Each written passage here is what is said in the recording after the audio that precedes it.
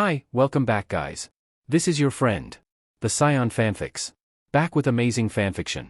This is the series of What If Deku Had Kaiju Mutation Quirk. Now before starting, please give this video a like and subscribe to the channel if you want more videos like this. Now let's get into the fanfic. Dagobah Beach was for all intents and purposes a dump. Once a beautiful public place had been reduced to little more than a junkyard for anyone to dump their waste without fear of criminal charges. The dismal atmosphere was made even worse from the overcast sky and heavy rain. Such a place should be cordoned off as to stop more people from dumping waste ranging from broken cooking utensils to rusted-out camper vans, yet for some reason it hadn't been fenced off, and that had led to a recent rash of giant monster sightings, which in all honesty was likely just someone illegal using a giantification-type quirk. It was what had currently led to MT Lady, Kamui Woods and Death Arms searching about the junk piles for any sign of the culprit. So far they hadn't found any recent signs, yet something that had jumped out to them was how the junk had been moved into large piles deliberately. Almost as if to make nice large travel routes. The entire situation was odd and downright weird. "There is no one here," MT Lady huffed, whipping her wet hair out of her eyes, clearly frustrated with being out in such dismal weather. "If there was someone skulking about here they'd have slunk off. We cannot be certain of that, MT Lady. If they went through the trouble of moving all of this junk about to make pathways to use, then they are likely still around," Kamui Woods offered as he stood atop one of the taller junk piles, his eyes scanning around for even the slightest of movement or sign of someone lurking about. "For all we know, their quirk could be affected by the weather," Death Arms offered as he slowly pried up a large slab of metal peering into the recess that had formed behind it. "That's stupid," MT Lady deadpanned, clearly wanting nothing more than to find an excuse to get out of the rain. What kind of gigantification quirk would be affected by the weather? Are we even sure it is a giantification quirk? There have been stranger quirks, Death Arms offered out. Even some mutation quirks have odd outcomes on the body, so it's not entirely impossible for a quirk to be affected by the weather. With a groan of defeat, MT Lady went back to looking for the would-be quirk user, a pout of irritation on her face as the rain continued to fall. So far they had been searching for several hours, having turned most of the beach-turned-junkyard inside out with no sign of the possible culprit for violating quirk use laws. It was fast becoming a frustrating point for the rank 23 pro hero, and one she would continue to vocalize. Still, the strangeness of the situation left the three pro heroes sticking close during their search, as if anything could go wrong it would be that this was, in reality, an elaborate villain trap meant to take out the heroes. A crack of lightning echoed out over the ocean, bathing the turbulent waters in a quick flash of blue light. As the light flashed for the briefest of moments, something became visible against the darkened backdrop of the sky. Large jagged rocks broke the surface of the water, rising high into the sky, the sharp angular edges of each rock slicing the cloudy visage of the sky as lightning flashed behind them. Breaching the surface at a slight 40-degree angle was one oddity about the rocks. A second was that they were identical in every way, from how tall they were to the number of jagged edges each rock had, as well as their size. In total, the 6 rocks that breached the surface of the ocean sat equal distance apart in 2 rows, slowly decreasing in size, almost as if they were not rocks at all but instead spins upon something large. "What the hell?" Death Arms asked, using a hand to shield his eyes from the rain, squinting so he could make out the rocks easier. Something about them didn't seem natural, almost as if they had been created by something, possibly a quirk, but why would someone go to the trouble of creating such large and jagged rocks so far offshore? It didn't sit well with Death Arms. He knew this beach well before it became a junkyard and dump, and never had there been such a large rock formation off the coast. Those rocks. Kamui Woods began, a hand rubbing the underside of his chin, deep in thought. They were not part of the view before. His normal stoic voice was shaky. The sight of the rocks had unnerved him. Kamui had been looking outwards the ocean more often than his 3 fellow heroes. Those rocks had not been there 15 minutes ago. The ocean had been as clear as it could be with the current weather. Whatever those rocks were, they were not natural, and it filled Kamui Wood with a sense of foreboding dread that something terrible was coming. "Well, then those were likely caused by whoever we are searching for," Death Arms offered, before shielding his eyes as another flash of lightning ripped across the sky. As he blinked away the unexpected brightness, he stared back at the rocks, only to notice something unsettling. "Are those rocks moving? That can't be right," MT Lady snorted, not believing the idea that any rocks, even those that had randomly appeared, could be moving by themselves. "Rocks just don't move. You just look at them," Kamui snapped, jumping down from his vantage point atop the junk pile to land next to his younger heroic companion. "They are clearly moving and are definitely not natural." Before she could offer a rebuttal, another flash of lightning ripped across the clouds, once again illuminating the rocks, showing they were now close to the shallows of the beach. Before any of the four heroes could move or even voice any concern, something breached the water's surface, sending a sizable wave cascading over the beach. Quickly thinking, MT Lady activated her quirk, drastically increasing her height to just shy of 68 feet, before reaching out to grab her two fellow heroes just before the wave broke against the shoreline. As the wave impacted into the sandy junkyard, a torrent of water flooded between the various piles of junk with the force of a freight train, yet nothing moved even MT Lady as she crouched down to better weather the force of the rushing water did not budge. Almost as if the piles of junk had not only been created to allow clear travel routes but an odd barrier against such large waves hitting the bashing, by forcing the water around a myriad of interlocking pathways to bleed off much of its destructive force and speed. Whoever had done this had been smart and meant to protect the city. Slowly the water began to lose its momentum and flowing back into the ocean, dragging with it small amounts of detritus and refuse washed off from the large junk piles. Setting her fellow heroes down, MT Lady began to return to her regular size, a frown on her face as she caught sight of the lower half of her costume. It was coated in a disgusting thick muddy sludge, a combination of the sand, sea water and dirt pulled from the junk. To say her hero suit was ruined from what was coating it would be an understatement. What the hell caused that wave? She spat through gritted teeth as anger welded up over her ruined outfit. Probably her. Death Arms muttered, pointing upwards towards someone towering far above them. A confident smirk spread across my lady's face, so the person abusing their quirk had shown themselves, just in time to pay for ruining her hero suit. With the typical bravado of a hero, MT Lady hurled her gaze upwards to where Death Arms was pointing. "Oh, I am so knocking out before we arrest them, th." And almost immediately upon setting sight on the culprit responsible, her bravado and confidence died instantly. The three pro heroes had expected someone with a quirk similar to MT Lady's, but this was a whole another level entirely, staring up, brown, black and purple eyes locked with two of the largest vibrant green eyes they had ever seen.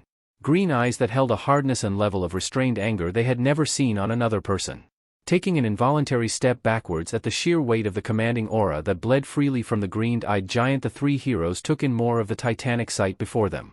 This woman towered over the three more, so then they realized, her height was easily triple MT Lady's. With her quirk active, such a height alone would be enough to validate the idea that she was a monster, yet it was further given cause to be a valid identifier from the multitude of what the heroes had once thought to be rocks, but instead were two sets of spines running down her back and along a long scaly tail that gently swished in the shallows of the beach. Between the two sets of spines flowed long black hair that faded into green towards its ends, in the neon blue light from the arc bolts of what could only be electricity jumping between the spines on the strange woman's back. The combination of colors gave her a otherworldly look. Across her toned and well-endowed body ran a set of off-green and black scales that took the appearance of long sleeves, thigh-high stockings and a two-piece bikini. Deciding to try and not only gain the giant woman's attention but take charge of the situation, MT Lady stepped forward, once again activating her quirk and growing to her maximum height. It did partially achieve what MT Lady wanted and gained the woman's attention. Before she could utter a single word, the giant woman had brought her face down to eye level with MT Lady. The cold calculating glare from the giant green eye kept MT Lady frozen in place. It felt as if she was being studied and judged by a predator, but regardless of the slowly welling pit in her stomach and want to back away from the titanic woman before her, such a thing was not what a hero would do. For illegal use of your quirk and disrupting the peace, MT Lady started her tone, trying to sound authoritative in an attempt to impress on the woman the severity of the law she had broken. She quickly found her voice dying in her throat as the green-eyed woman before her let out a low growl and bared her sharp fang-like teeth. Before either Kamui Woods or Death Arms could speak themselves, the green-eyed titan lifted an arm out of the water and dropped a slightly crushed submersible onto the beach. As the submersible hit the beach from the inside, a groaning could be heard, showing someone was trapped inside. With the clear sign of people trapped before them, Kamui Woods and Death Arms broke from the stupor induced by the titanic woman and rushed towards the submersible to free those trapped inside. All the while MT Lady and the woman had never broken eye contact, but now with the submersible on the beach and those trapped inside being freed, the titanic woman rose back to her full 202 foot 9 inches of height before turning and striding back out into the ocean. "Wait!" MT Lady yelled at the retreating form of the titanic woman. This woman had either saved those trapped in the sub or been responsible for them being trapped and only rescued them to avoid any ramifications for their deaths. She had to come in for questioning. Coming to a stop, the titanic woman slowly turned her head, a single eye gazing back at MT Lady, almost as if daring the giant hero to try and stop her leaving. For what felt like an eternity the two stared at each other, before the green-eyed titan turned back towards the turbulent ocean and slowly vanished beneath the surf. "Are any of you hurt?" Death Arms asked slowly as he helped one of the three people, likely scientists based on their attire, who had been trapped inside the slightly crushed sub only to be dismissed by each one of the once trapped scientists. No, but thank you for the concern. A dark-haired man with circular frame glasses resting on the bridge of his nose spoke up, adjusting his glasses. Was she, Kamui Woods gestured out towards where the titanic green-eyed woman had been, responsible for your situation? While his tone was laced with accusation towards the unknown titan of a woman, it was one born out of concern for the innocent, the desire to see justice served. Dr. Ishiro Serizawa. The dark-haired name introduced himself as he removed his glasses and withdrew a small rage from his inner sway pocket to wipe away some of the grime on the lenses. No, she was not responsible for us being trapped, but she did save when she had no need to. Then how did you get yourselves into a situation where you would need to be saved by someone violating quirk usage and regulation laws? Kamui Woods asked. Something felt off about this entire situation, and he could not be sure if Serizawa was lying to protect the green-eyed titan or he himself was in fact a criminal and was attempting to mislead the hero. I can understand your concern, hero. Serizawa paused for a moment, looking Kamui Woods up and down, studying him like a scientist studies lab results. Pro-hero Kamui Woods, but I assure you no laws have been broken. I find that hard to believe, MT Lady snorted dismissively, her arms folded below her ample chest as she stood just off behind Kamui Woods.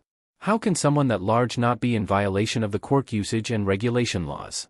Tell me, have any of you heroes ever heard of the organization of Monarch? Serizawa asked, his voice level and calm. You mean the group that researches quirks and studies how they evolve? Death Arms offered, the mention of Monarch sparking old memories for him back when he was a child and receiving his quirk counseling, partly due to both his parents being quirkless. That is partly correct as far as the public is concerned. Serizawa chuckled, a mirthful smile on his face as he turned to the brunette woman and whispered something into her ear. The woman turned to look at Serizawa, giving a nod in understanding before moving away and reaching into her pocket, pulling out a phone inside a waterproof case. With the brunette moving away, Serizawa turned back to the heroes. While yes, Monarch does study quirks, we focus our research on one singular type of quirk. Tell me, how many types of quirks are you aware of? There are only 4 types. MT Lady rolled her eyes, clearly not interested in where this was going. Emitter, transformation, mutation, and sure, the 4th type, accumulation quirks, are the rarest ones, but they are being studied, so why would your organization focus on a singular quirk type? Those are the 4 known quirks, yes, but there exists a 5th type of quirk, one that is even rarer than being born quirkless. Serizawa spoke, maintaining eye contact with the 3 heroes. A quirk type that is so rare, in the last 200 years there have only been 16 documented cases of it emerging, now 17 with her. Serizawa gestured out towards the ocean. And what type of quirk is so rare there is an entire organization dedicated to studying, and I'm going to assume covering it up? MT Lady accused, pointing a finger at Serizawa. Unfazed by MT Lady's accusation, Serizawa kept his expression neutral. We have named this quirk type the Kaiju class. Looking over to the brunette woman who had made her way back over and giving him a single nod, one which he returned before turning back to the heroes. It would be best if we waited for someone who is intermittently familiar with your would-be criminal and our research subject. And who could possibly be that familiar with her? Kamui asked, pointing out towards the ocean. His patience started to wear thin. Who else could be more familiar with a child than their mother? Serizawa smiled at the look of shock on the heroes' faces. It would be best to wait for her to arrive, she will be able to explain more about the situation. A PRGNNT silence settled over the 3 heroes and 3 members of Monarch, the silence only broken by the rain striking against the rusted metal junk lying about the beach and the occasional crack of thunder off in the distance. This silence lasted as the heroes and Monarch scientists moved their way to stand under a canopy of a beachside cafe that had long since closed down. It was once they were out of the rain when Kamui Woods spoke up again, staring at Serizawa the entire time. You never answered my question about how you got yourselves into such a dire situation where you needed to be rescued.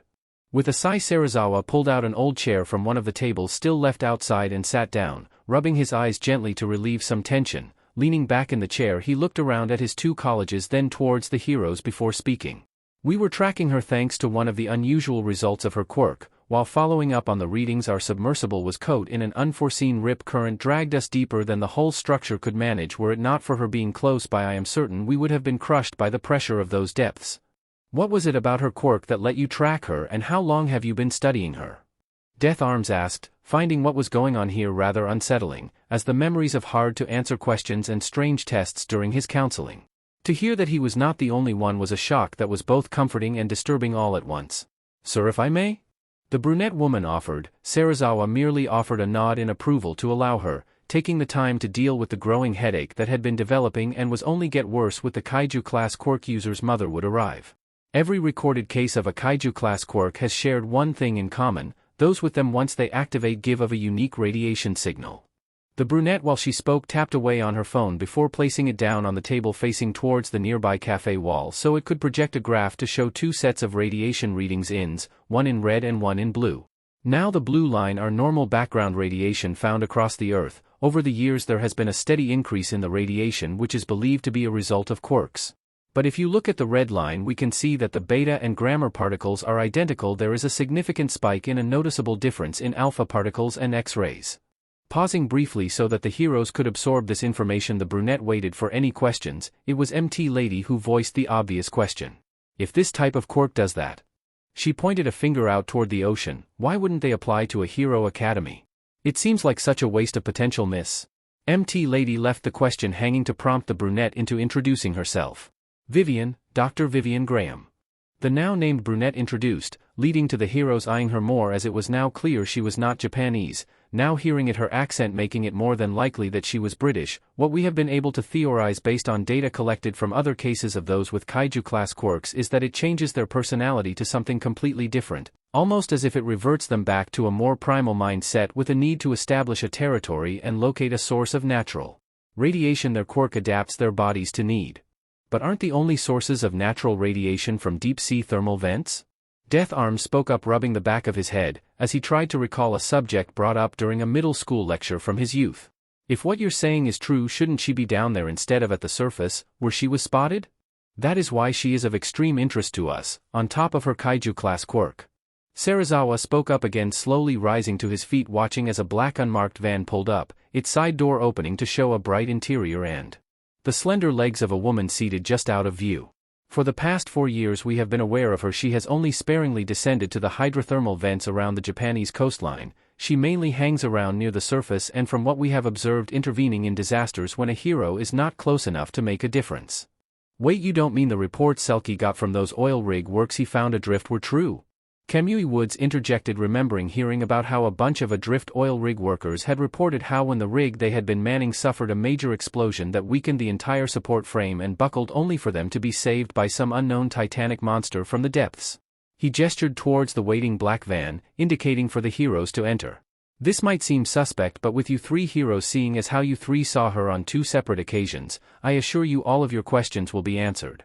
Their curiosity raised about having seen the Titanic woman before, the 3 heroes followed Serizawa, Vivian, and the third still unnamed Monarch member into the well-lit back of the unmarked van. Once inside they found themselves face to face with a lean woman with long flowing green hair and matching green eyes, both the same shade as the Titan they had seen. Making the quick and correct assumption that this was the still unnamed woman's mother, they went to voice their questions only to be stopped by a raised hand from the subject they were about to direct their questions towards. 4 years ago a villain with a sludge villain took a young boy hostage with an explosive quirk. She moved her gaze between the heroes, watching as each of them began to delve into their memories until they each made a face of recollection. Then you remember a young quirkless girl who did your jobs for you? Slowly Kamui Woods and Death Arms felt their expressions shift into those of shame as they recalled how they had berated the young girl for acting more like a hero than any of them had. Then please explain to me what the last thing you said to my daughter that would have caused her to feel unwanted and big enough burden to run away from home, before having a quirk of such magnitude spontaneously generate? Inko Midoriya asked, her voice full of the hardness only a mother who had past worry and was determined to find their child could muster. It has been 4 years and I will get my Izumi back.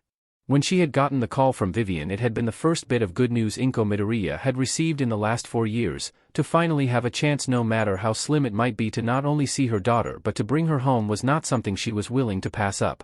Since she had graduated from university with a degree in social and habitat-forming patterns of marine mammals and reptiles, Inko had found herself employed by Monarch, while many just assumed she had given up a promising career in traveling the globe to study in her field to raise her daughter. This couldn't be farther from the truth. While she did, in fact, mother her daughter beyond reproach, Inko had kept up her study and analysis of the territory-forming patterns of those gifted with a Kaiju-class quirk. The piece of something akin to single parenthood, What with her husband working abroad at one of the Monarch outposts monitoring a Kaiju-class Quirk subject who had marked their territory on a small chain of uninhabited islands in the Atlantic Ocean, had allowed Inko to notice a pattern among the Kaiju Quirked. From reports detailing their personalities, likes and dislikes from before their quirk activating, there would often be some small link to where they would form their territory. It was a sound theory that had gained a fair amount of traction within Monarch, even gaining the attention of some of the more well-known Monarch operatives for her theory, that while still unproven had a sizable amount of supporting evidence if you knew where and how to look. Yet none of this had helped when 4 years ago to the day the Kaiju Quirk detection had spiked, showing a newly triggered quirk had just popped up around Dagobah Beach. It should have been impossible, as when children were young and went for quirk counseling and assessment they were subtly screened for signs of a Kaiju-class quirk. Most commonly it had been discovered the Kaiju-class quirk would be found in the quirk child of 2 quirkless parents or a child of 2 parents with radically opposite quirks, so for an unexpected Kaiju quirk to generate was a massive concern to not only Inko but Monarch at large, as it had the potential to invalidate all their current data about the Kaiju-class quirks. Upon arriving at the scene to find it already cordoned off by agents from Monarch's Tokyo branch, Inko felt her blood run cold when she was shown the ruined and torn belongings of a person with the Kaiju-class quirk. Sitting there on a plastic fold-out table was the tattered remains of an All Might hoodie, an All Might school bag, and the remains of a girl's Aldera high school uniform. Seeing those items sent a sickening feeling running through Inko, a feeling she did not want to believe to be true. Her sweet little Izumi, who thanks to the cruelest twist of fate had been born quirkless, there was no way the quirk specialist they had visited would have neglected to test for the marker of a Kaiju-class quirk, yet here before her was proof that her precious baby not only had a quirk but she had been gifted with one of the strongest and life-destroying quirks imaginable. Inko had wanted to at that moment to do nothing more than curl up into a ball and cry. Her Izumi would never be the same. She would now be nothing more but a territorial titan staking her claim to a region of hydrothermal vents at best, and at worst trying to drain the radiation from man-made sources, only to be seen as a villain trying to achieve some twisted end result at worst. No, breaking down and imploding into a pit of self-loathing and stress-eating was not what Inko needed to do. It was not something she could afford to do if she ever wanted to stand any chance of seeing her baby again. With the determination only a mother who had lost their child but knew they were still alive, Inko took charge of the entire situation. If anyone knew where Izumi would likely form her territory, it was Inko. Over the last 4 years, Inko had analyzed and tracked the radiation waves that spiked around the ocean waters of Japan, picking up on very rare occasions the telltale signs of a Kaiju-class quirk. Always these signs appeared whenever some disaster occurred too far out at sea for any ocean-based rescue hero or hero team to reach in time, only for those in danger to be rescued, with stories of some deep-sea leviathan rising from the deep as a storm rolled overhead to save them, only to vanish as quickly as they had appeared. While to most members of Monarch this would just be chalked up to weird behavior brought on by the Kaiju quirk, Inko knew better. It was a sign that the drive her daughter had held to become a hero even after being told she was quirkless was still there and still driving her to achieve her dream. It had taken almost a year to convince Serizawa and some of the other top scientists of Monarch this was the case, and had it not been for her husband, who while only speaking with his daughter over video chat and the phone, as well as the testimonials gathered from the few Monarch personnel who had also met her daughter and the supporting research and development of the Orca device from Dr. Emma Russell, Inko doubted she'd have been given the funding needed to try and create something to help bring her daughter out of the primal mind she had found herself lost in. Not that the lack of approval would have stopped Inko in the slightest, but it had sped the process up by years. So now here she was sitting in the back of the unmarked Monarch van with Serizawa, Vivian, their submersible pilot who, if the name badge was right, Kaito, and the 3 heroes who had last seen her daughter before she had vanished. While she did not blame them for why they had tried to get Izumi to understand while rushing in to help Katsuki Bakugo had been dangerous, it did not mean she had to like it. After listening to the hero's reasoning, her hard eyes had not changed as Inko kept the heroes in her gaze. She tapped her foot patiently as Kamui Wood slowly finished explaining his reasoning and words. Inko understood that recalling a singular event from 4 years ago would be difficult, but the information they had been able to recall would be more helpful than any of them would realize. A soft smile graced her lips as the black van pulled to a stop. "I appreciate you sharing what you can remember. It was enlightening and will be helpful in getting my daughter back." With a gesture, the door to the van slid open, showing the current hero agency the 3 heroes were working for. "You can consider the mission to investigate Dagobah Beach completed." Inko glanced over toward Serizawa, who gave a very subtle nod, one which she returned before focusing back on the heroes. "Monarch will be handling this from this point onwards. You will find that you have been compensated for your time." Once the 3 heroes had exited the van and the door closed, Inko shifted her gaze back toward Serizawa. they both shared a look of deep understanding about what was to come next. As the van began to move, Inko sighed as she pulled out a tablet device and opening a file on her daughter, a file she hoped that they would be updating. How long do you think she has been around Dagobah Beach? Long enough to be mistaken for someone violating the quirk usage regulations. Serizawa replied, holding out his hand for the tablet, which Inko gently handed across. However, from what we observed before the rip current caught our submersible, she was likely patrolling what she has marked out as her territory. Inko shook her head, disagreeing with the idea. It was a territory patrol, no, not territory, a hero patrol route. She smiled, watching as Serizawa nodded slowly in realization. Perhaps it is time we had Dr. Russell brought out here to test her Orca device. It would hold more merits than testing the Orca on another Kaiju-class quirk user. Vivian offered, watching as Serizawa and Inko shared a glance before turning to focus on her. Dr. Serizawa, you saw the readings we collected from Izumi when we were within touching distance of her. And what did these readings show? Inko turned her full gaze towards Vivian as she leant forward with the same vigor any mother would have about learning information about their child. While she does show all the standard hallmarks of a Kaiju-class quirk, we notice two distinct differences, the first being in her brainwave functions. Typically when a Kaiju-class quirk activates, it reduces synaptic activity within the amygdala, yet for Izumi it hasn't. She is instead showing above-average synaptic and brainwave activity. On top of this, there also seem to be just below activity in the hippocampus. As she explained, Vivian used her phone to project a side-by-side comparison of the brain activity for Izumi and a regular 18-year-old. It would explain why, while she shows many of the primal traits typical with Kaiju quirks, she still has retained traits of her original personality. So it's almost as if she has both dissociative and retrograde amnesia? Inko questioned if this comparison was something that could be drawn. It was treatable, possibly by the use of a quirk related to healing. Something that can be treated. It was what Dr. Russell hoping one of the uses for the Orca device would be. Serizawa offered, agreeing with the Inko on the resemblance of the brain waves being something like amnesia.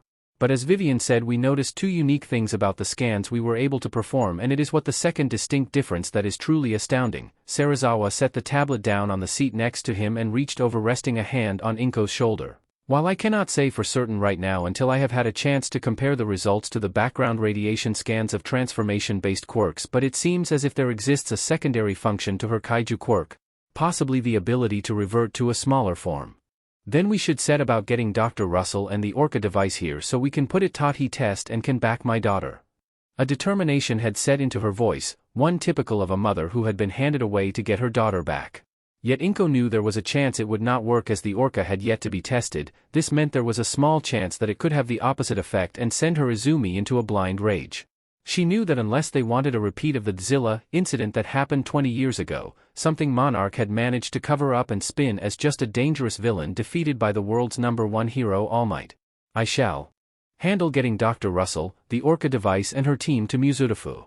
Serizawa assured Inko as the van once again came to a stop, the door sliding open to reveal her apartment building. I feel it would be wise to have a hero team present. I shall leave that in your capable hands. Inko stepped out of the van's now open side door, her hand resting on the frame as she looked back at Serizawa. I will have to utilize every connection Monarch has to get the Hero Public Safety Commission to ensure we have no unexpected surprises. Receiving a nod in approval of doing so, Inko turned and began walking towards her apartment building, not looking back as the Monarch van drove off. Entering the building and striding up the stairs, Inko paid no mind to the few residents stumbling about the stairwell at this time of night. As she reached her apartment door, Inko stopped. She felt a familiar pair of eyes watching her from a few doors down, the eyes of someone she had not spoken to since just after her daughter's quirk manifested. Good evening, Mitsuki. She kept her voice calm, and even as she turned to face the taller, spiky, ash-blonde-haired woman. In the last 4 years, their once close friendship had cracked, worn down to nothing more than a casual greeting if they passed by each other. The crack in their friendship had been the fault of neither of them, but rather the result of 10 years' worth of information surfacing thanks to a single comment. When it had been announced Izumi had been missing, Mitsuki and her husband Masaru had likewise been devastated. They had both found the young brunette to be a ball of wonderful energy that, even with the terrible hand she had been dealt by life, had not let it dampen her spirits. It was no secret Mitsuki hoped that her brat, Katsuki, would eventually get over his ego and realize how special Izumi was for being able to stomach both his ego and tempt her, yet that such a dream would never come to pass.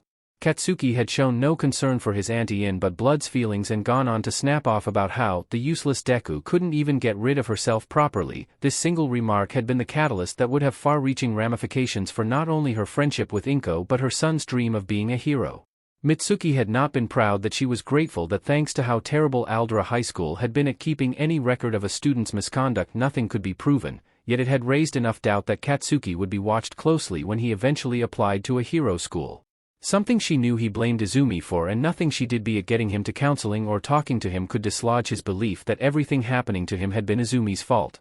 It was thanks to this combination of events that had caused her friendship to crack with Inko, not that Mitsuki could blame Inko as she knew she'd have acted the exact same way if not worse but she was still concerned for her once best friend. If there was going to be any chance to talk it would be now, as it was surprising Inko was out this late. "Is everything okay, Inko?" Mitsuki asked, her voice laced with concern as she watched Inko's shoulders tighten, a clear sign something was different, perhaps some news about Izumi. "It's odd seeing you head out and come back this late." "It was something to do with work," Inko answered, keeping it short, brief and to the point. Her tone felt like a spike into Mitsuki, another clear sign that their friendship was not what it once was. "Oh," it was all Mitsuki could say in response. She knew Inko worked for some Quirk research organization but nothing beyond that. Watching as Inko opened her door to walk inside, Mitsuki rapidly thought for some way to spark a true conversation, to try and be a part of her best friend's life again. The only thing she could think of using, Mitsuki just hoped it would work. "Has there been any developments about finding Izumi?" Inko stopped in her open doorway and turned to look at Mitsuki, her eyes hard and serious as she just stared towards the ash-blonde-haired woman. "There has been a development. Now if you do not mind, I have some very important work to take care." With her piece said, Inko began to close the door, paying no attention as Mitsuki's eyes widened and she began to speak again. "Wait, what kind of development?" Mitsuki's question went unfinished as the door finished closing. Letting out a sigh, Inko moved to the small apartment's kitchen to turn on the coffee machine, knowing with what she had to do tonight she would be needing it. While the coffee began to brew, Inko walked over to the house phone and picked it up, dialing a number she knew off by heart and waited for the other end to be picked up. After a few rings, she heard the click of the phone being picked up from the other end. "Inko? What's wrong?" A gentle masculine voice asked, a voice Inko had spoken with little in the last 4 years, yet one that was a welcome sound. "Hizashi," Inko replied, her voice soft, her eyes watering at the concern still in his voice from her call. The very fact he knew she was calling because something had changed left no room to wonder if his love for her had ever faltered. "You need to come home, there is a chance now." She soft smile spread across her lips as she heard her husband let out a gasp of shock, one he likely didn't know he was holding. You're serious, Inko?" His voice wavered as he asked. Like his wife, Hizashi wanted nothing more than his daughter, and while he had accepted that such a thing was nothing more than a pipe dream, to hear the woman who had never once wavered in her devotion to getting their daughter back in the 4 years she had been afflicted with her Kaiju quirk was not something he had ever expected. "She's been spotted around the coastline of Dagobah Beach often enough to be mistaken for a normal person, sweetie." Inko began clutching the phone tighter in comfort, close enough that a small team was able to get close enough to perform some deep scans. "They showed something we never thought possible." "What did it show?" There was an edge of excitement in his voice, just like any father learning about a daughter he had not seen in years. "She's still in there," Inko replied, her voice cracking as a tear ran down her cheek. "Our little girl is still in there trying to be a hero. Even with what her quirk did to her, she still just wants to help." There was a long pause, just long enough to make Inko worried before she heard soft laughter coming from her husband. It was not a cruel mocking laugh or one of humor, but a laugh born from the need to express joy, just one of the many things she loved about Hizashi. While she and Izumi could shed enough tears to fill a bathtub, be they from joy or sadness, her husband would instead laugh softly at any good news. "She's still trying, huh?" Hizashi asked as his laughter slowly died out. "She saved the team who were analyzing her. Serizawa was part of that team, Hizashi." Inko paused to let that singular piece of information sink in. "He gave the go-ahead to have the orca brought here to see it could bring her back to us." "You're serious?" It was clear, while still excited about the idea of getting his daughter back, the news of Monarch's untested orca device getting its first proper test on his daughter had him worried. "We might end up with a repeat Zilla scenario. That is why I called you, Hizashi. We won't be making the same mistakes as with Zilla. This time we are going to have a team of heroes present in case the orca does the opposite of what it is intended to do." Moving back to the kitchen as she spoke, Inko set a mug down on the side and began pouring herself a cup of black coffee. "You are the first. If she does react badly to the orca, maybe having both her parents present might jog some memories." "That's a long shot, Inko. No other person with a Kaiju quirk recognizes their family or friends." Hizashi sighed, but it's worth a shot. What other heroes are you thinking of approaching? Serizawa agreed to go through the Hero Public Safety Commission. We do not want heroes thinking it's villain activity. Coffee in hand, Inko took a seat at the small kitchen table, rubbing her thumb along with the cup's handle as she thought. There is one hero besides you that will prove vital, not just because they were the one to stop Zilla, but Izumi idolized them above all else. If nothing else, he'd agree, as it'd be helping an innocent. Hizashi agreed, as he knew exactly who Inko meant. I promise I'll be there in 2 days, Inko. If you have any trouble with Foster agreeing, then get Serizawa involved. Inko smiled at the determination in her husband's voice. I love you. Love you too, hun. With his final words said, Hizashi hung up.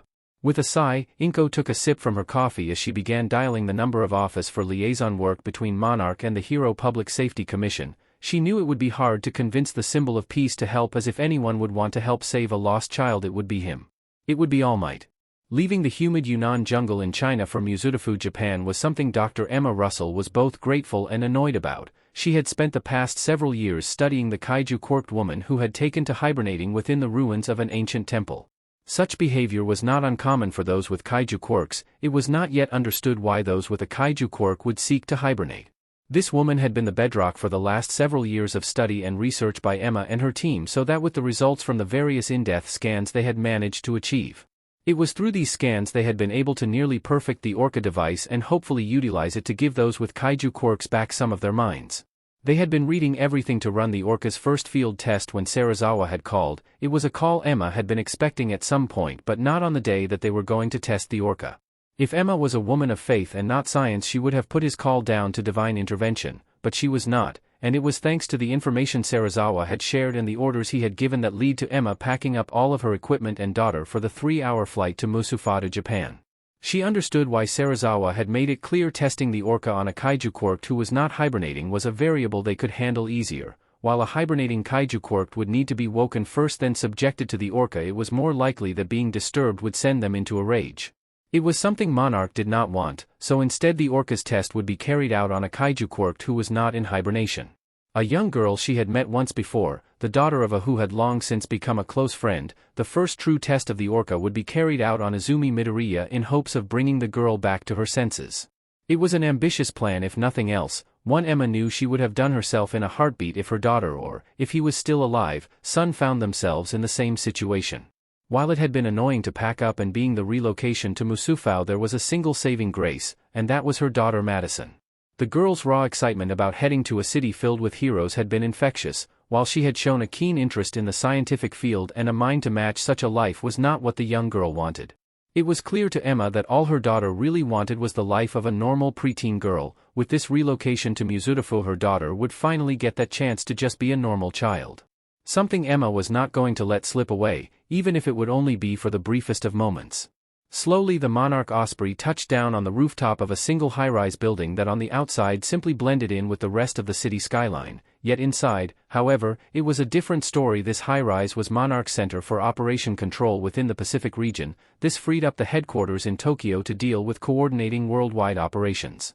As the ramp lowered to reveal the overcast sky that had been a persistent part of Mizutofu's skyline, standing on the landing platform waiting for her was Serizawa, his face etched with the typical stoic visage he was known for. Once the ramp had fully lowered, Emma began making her way down towards him, the Orca device clutched firmly in her right hand while she guided Madison with her left. Slowly as she approached, Serizawa's expression began to soften into a friendly smile, one Emma had seen the first time she and her ex-husband had first revealed the Orca device's prototype to him. Dr. Serizawa.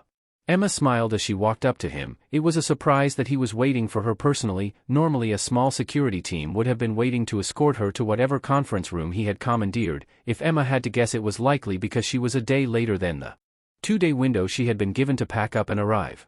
I apologize for the delay. It took longer than expected to remove the Orca from Outpost 61 systems. Not a complete lie, but the entire truth, as Emma did not want to admit they had spent an entire day trying to find Madison only to discover she had snuck past the containment barriers of the Kaiju Quirk woman for no other reason than she needed to see her up close. Would likely not be well received.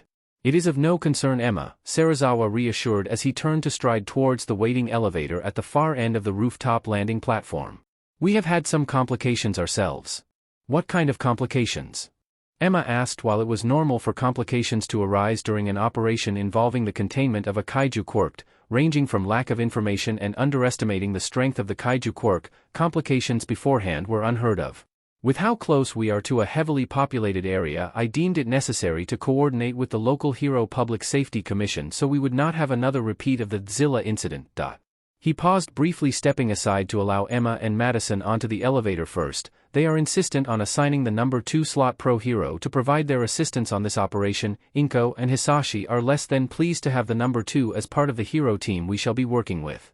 But surely the higher-ranked heroes we have, the easier things will be should it turn into another Zilla? Emma offered. Being new to Japan and having a lack of interest in the world of heroes, she was mildly ignorant of the reputation held by Japan's second-best hero. He is more likely to just go in guns blazing than to follow any plan put forth. Serizawa sighed as he rubbed the bridge of his nose. Inko is of the belief he will just try to knock Izumi out, which will likely just cause the Zilla incident we want to avoid. A silence fell over the elevator as it slowly descended several levels. It was a comfortable silence of understanding for the gravity of the coming situation. Serizawa turned to face Emma as the elevator came to a stop. There is an office set aside for you to use for any preparations you need on the Orca. The planning is taking place in the meeting room found on this floor.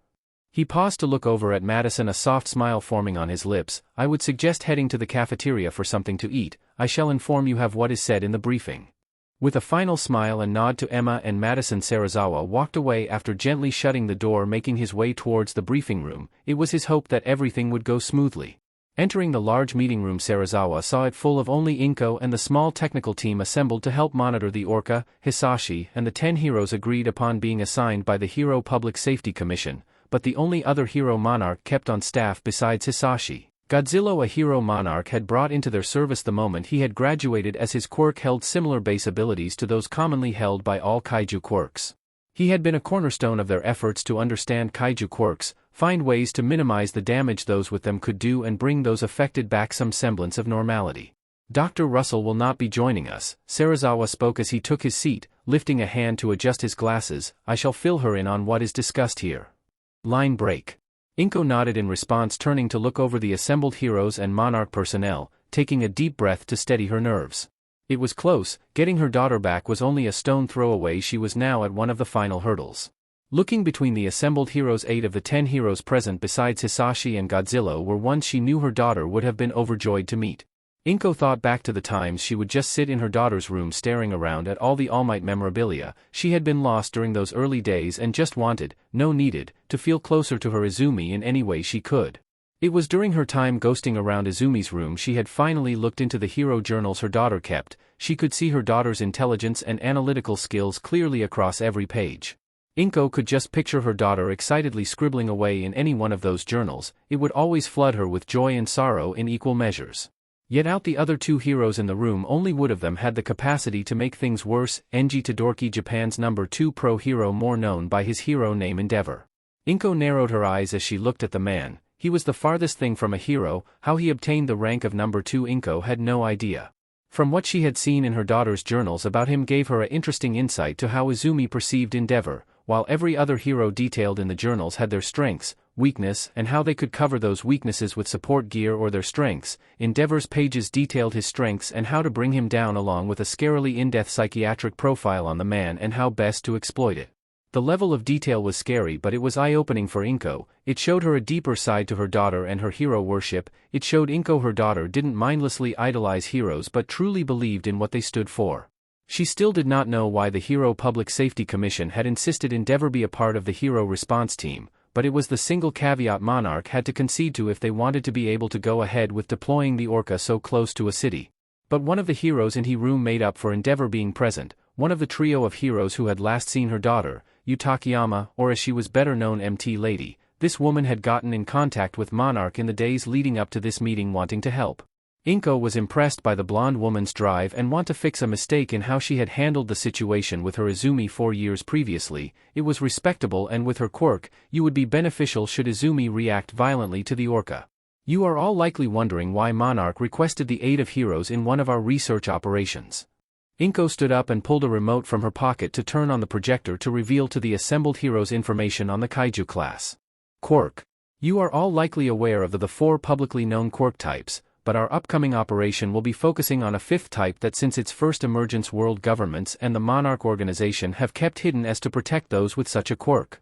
You will all find in front of you an information packet about the fifth quirk type Monarch has named the Kaiju class. She paused to gesture at the brown folders sitting in front of every hero, before turning to look at the projection again and clicking the slide along to reveal poor quality underwater photographs of Izumi. It will contain the basic information on the Kaiju quirk we will be dealing with. Our goal will be to help the Kaiju quirked girl shown on screen and mentioned in your information packs.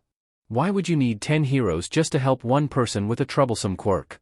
Shota Aizawa, otherwise known as the Erasure Hero Eraserhead, with a cynical expression on his face trying to figure out why they would need 10 heroes. It is not to help Monarch in what we are attempting to accomplish. Inko turned to face the dark-haired perpetually tired hero. You are here in case what we are going to do does not go according to plan.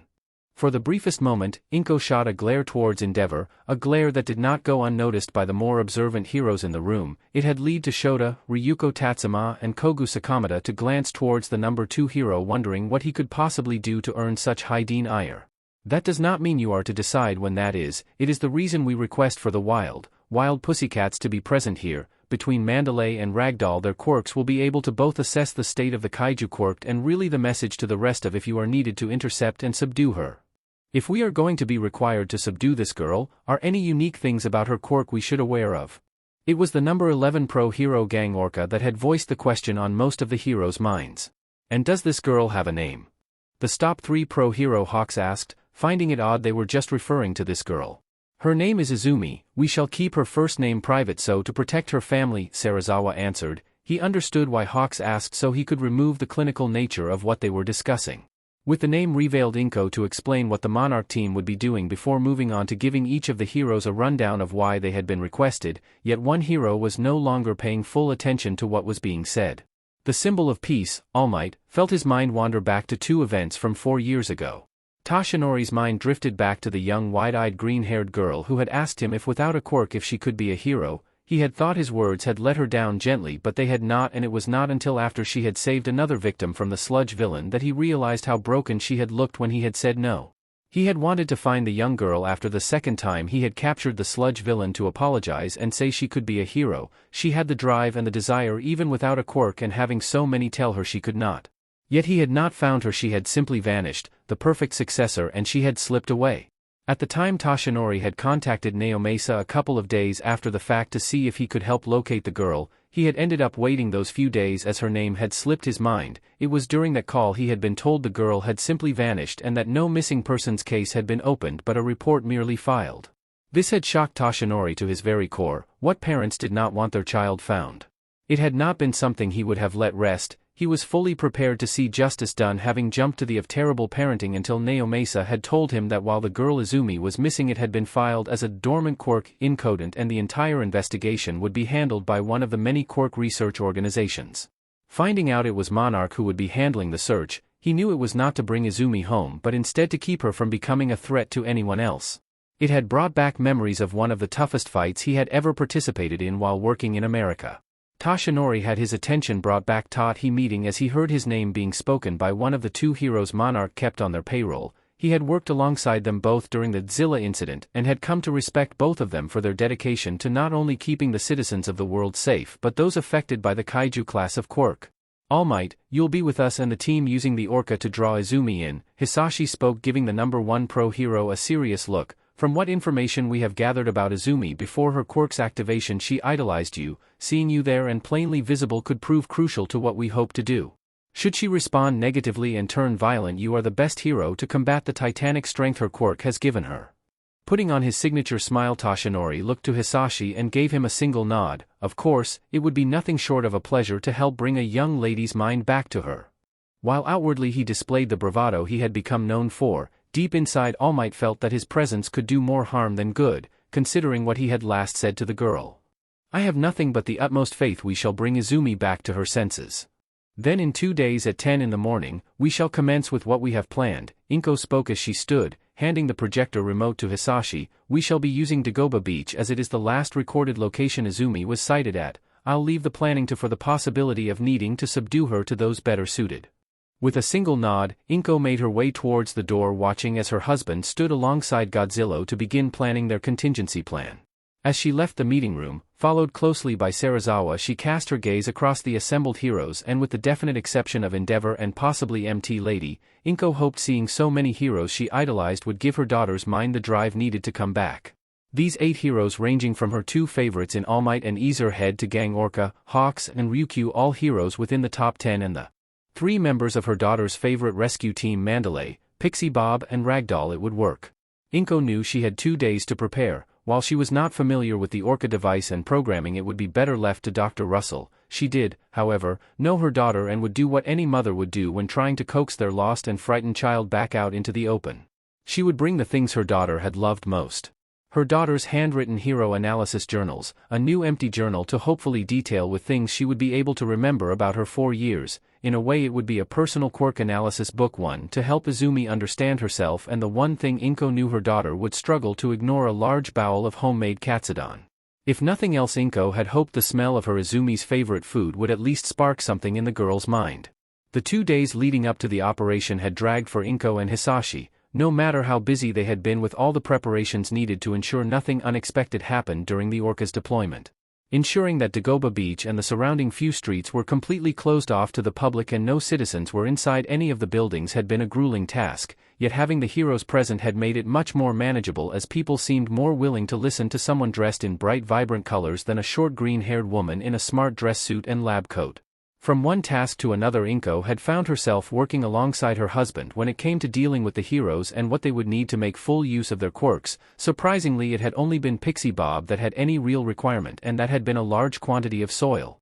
Hizashi had explained that it was so she could fully utilize her quirk Earth Flow should Izumi become a danger. To know that they had a hero present who could in theory produce a beast made from dirt that could possibly rival Izumi in size had sparked some debate between Serizawa herself and Godzilla about why they had never thought to bring someone with such a versatile quirk into Monarch's employ to help deal with someone who had an active kaiju quirk.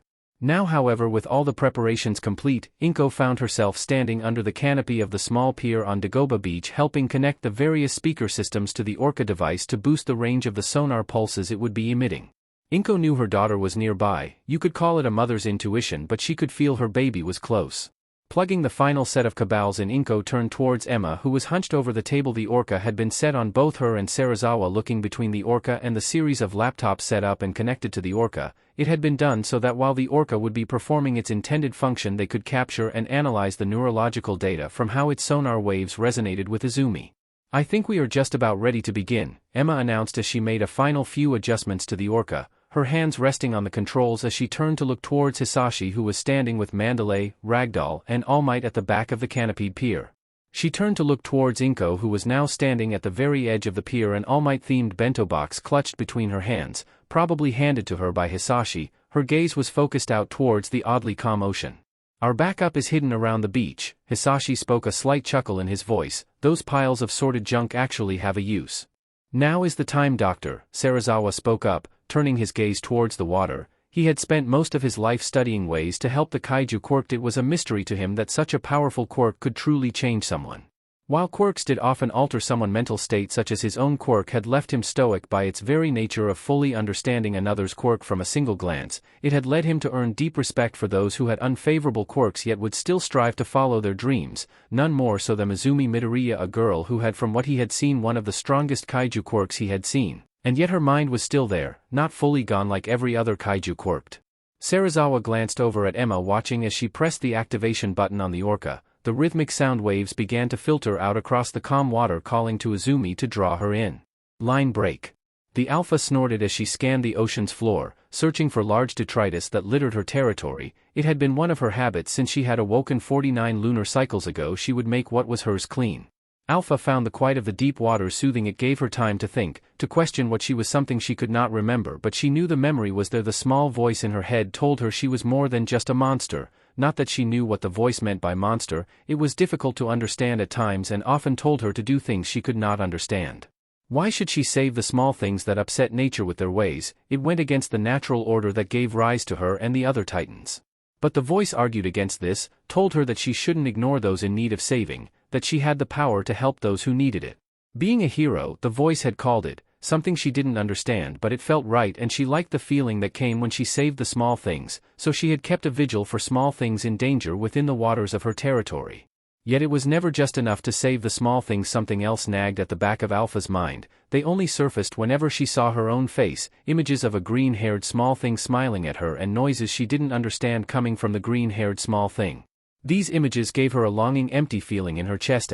Alpha didn't like the feeling these images caused. It led her to question the voice in the back of her head. Alpha had learnt the voice did not know much more about the green-haired small thing either. It was irksome. The voice knew more about what the Alpha had been before, yet it could not remember who the green-haired small thing had been beyond someone they admired more than anything. The voice had suggested they look around where the Alpha had first appeared, the place the small things dumped their detritus. A sound idea to Alpha and not the first good idea the voice had offered. This was the one that had got Alpha to wonder about the voice and what it truly was. When Alpha had asked what the voice was, it hadn't been able to answer, only offering a name it could recall being called, a name the Alpha didn't like. She couldn't put her finger on why, but when the voice had said that it had been called by that name, anger swelled and flashes of a blonde small thing flashed in her mind, a small thing that delighted in causing pain, of abusing the gift nature had bestowed them for their own gratification. Alpha hated this small thing for its attitude. It didn't matter if the voice believed the blonde small thing could be better, could become the best at what they wanted. The Alpha had decided that the blonde small thing didn't deserve another chance to hurt. This had been the Alpha's mental process for a while now. She would ask the voice questions about what they had been in an attempt to understand not only herself but the emptiness she felt inside. It was during the talks she had reached a compromise with the voice. While the Alpha controlled what they did and how they acted, the voice would keep her from slipping into becoming a beast, a mindless animal that only cared for itself. Yet now something had changed. Both Alpha and the voice could hear something echoing in from the surface. The sound was familiar, almost soothing in its nature to the turmoil that existed within her mind. It called to her. The soothing melody wanted Alpha to come to the surface. Alpha found herself wanting to follow the melody to find its source. Even the voice wanted to find where it was coming from. With the grace born from spending so long within the water, Alpha swam towards the surface of the ocean. Slowly she began to raise her head above the waves, scanning from left to right, searching for the source of the melody before turning her gaze towards the beach she had first awoken on. That was where the melody was coming from. Something on the beach was calling to her. Alpha began to move towards the beach, slowly rising from the water to her full height, as to better scan for the source of the melody. She thought back to the strange tall long-haired and purple-horned one she had seen. Was the purple-horned thing a small titan? Was this melody her calling? Alpha could not be sure, as something about the purple-honored thing had annoyed her. She could not figure out why, and neither could the voice, so she had simply let it slip. Now though, if it turned out the purple-horned thing was a smaller titan calling out to her, the annoying feeling made more sense. If there was another titan in her territory, something she could not let slide. As she drew closer to shoreline, Alpha noticed the purple-horned thing was not there, but instead the melody was coming from the small wooden structure that extended out from the beach into the waters. A pier, the voice had called it. She narrowed her eyes at where the sound was coming from. Was something trying to trick her? If it was, then Alpha would not let such an action go without punishment. Placing a hand atop the roof of the pier, she bent down to get a look at the culprit of the melody, only to come face to face with the green-haired small thing that she had seen in her mind. As she stared down, her expression softened as the feeling of longing began to ebb away. She felt comfort as she stared into the eyes of the small green-haired thing, eyes that were as green as her own. Eyes she could see were full of such joy and love at seeing her. As green eyes stared down into a small matching pair of green eyes, Alpha heard the voice utter a single word, a word that felt right for the small green-haired thing: Mom. Alpha did not know why the word felt right as a moniker for the green-haired small thing, but it did. Staring down at Mom, Alpha watched as she began to speak words Alpha could not understand, but she could feel the meaning behind them from the expression on Mom's face. Alpha watched as, with watery eyes and the brightest smile she could imagine, one so bright and filled with love that it could fill even the blackest and coldest of hearts with a content warmth, Mom walked toward her, coming to a stop at the very edge of the pier, holding out towards her a small box decorated with the designs of a smiling blonde thing. Alpha brought her head down to get a closer look at what was being offered towards her. The familiarity the box held was not lost on either her or the voice. Both of them knew what this was: a bento, something used to hold food. As Mom spoke, Alpha heard the melody change. No longer was it calling out to her, but instead, it was now soothing across her mind, reaching deep into her thoughts, trying to bring something up, something she had long since forgotten.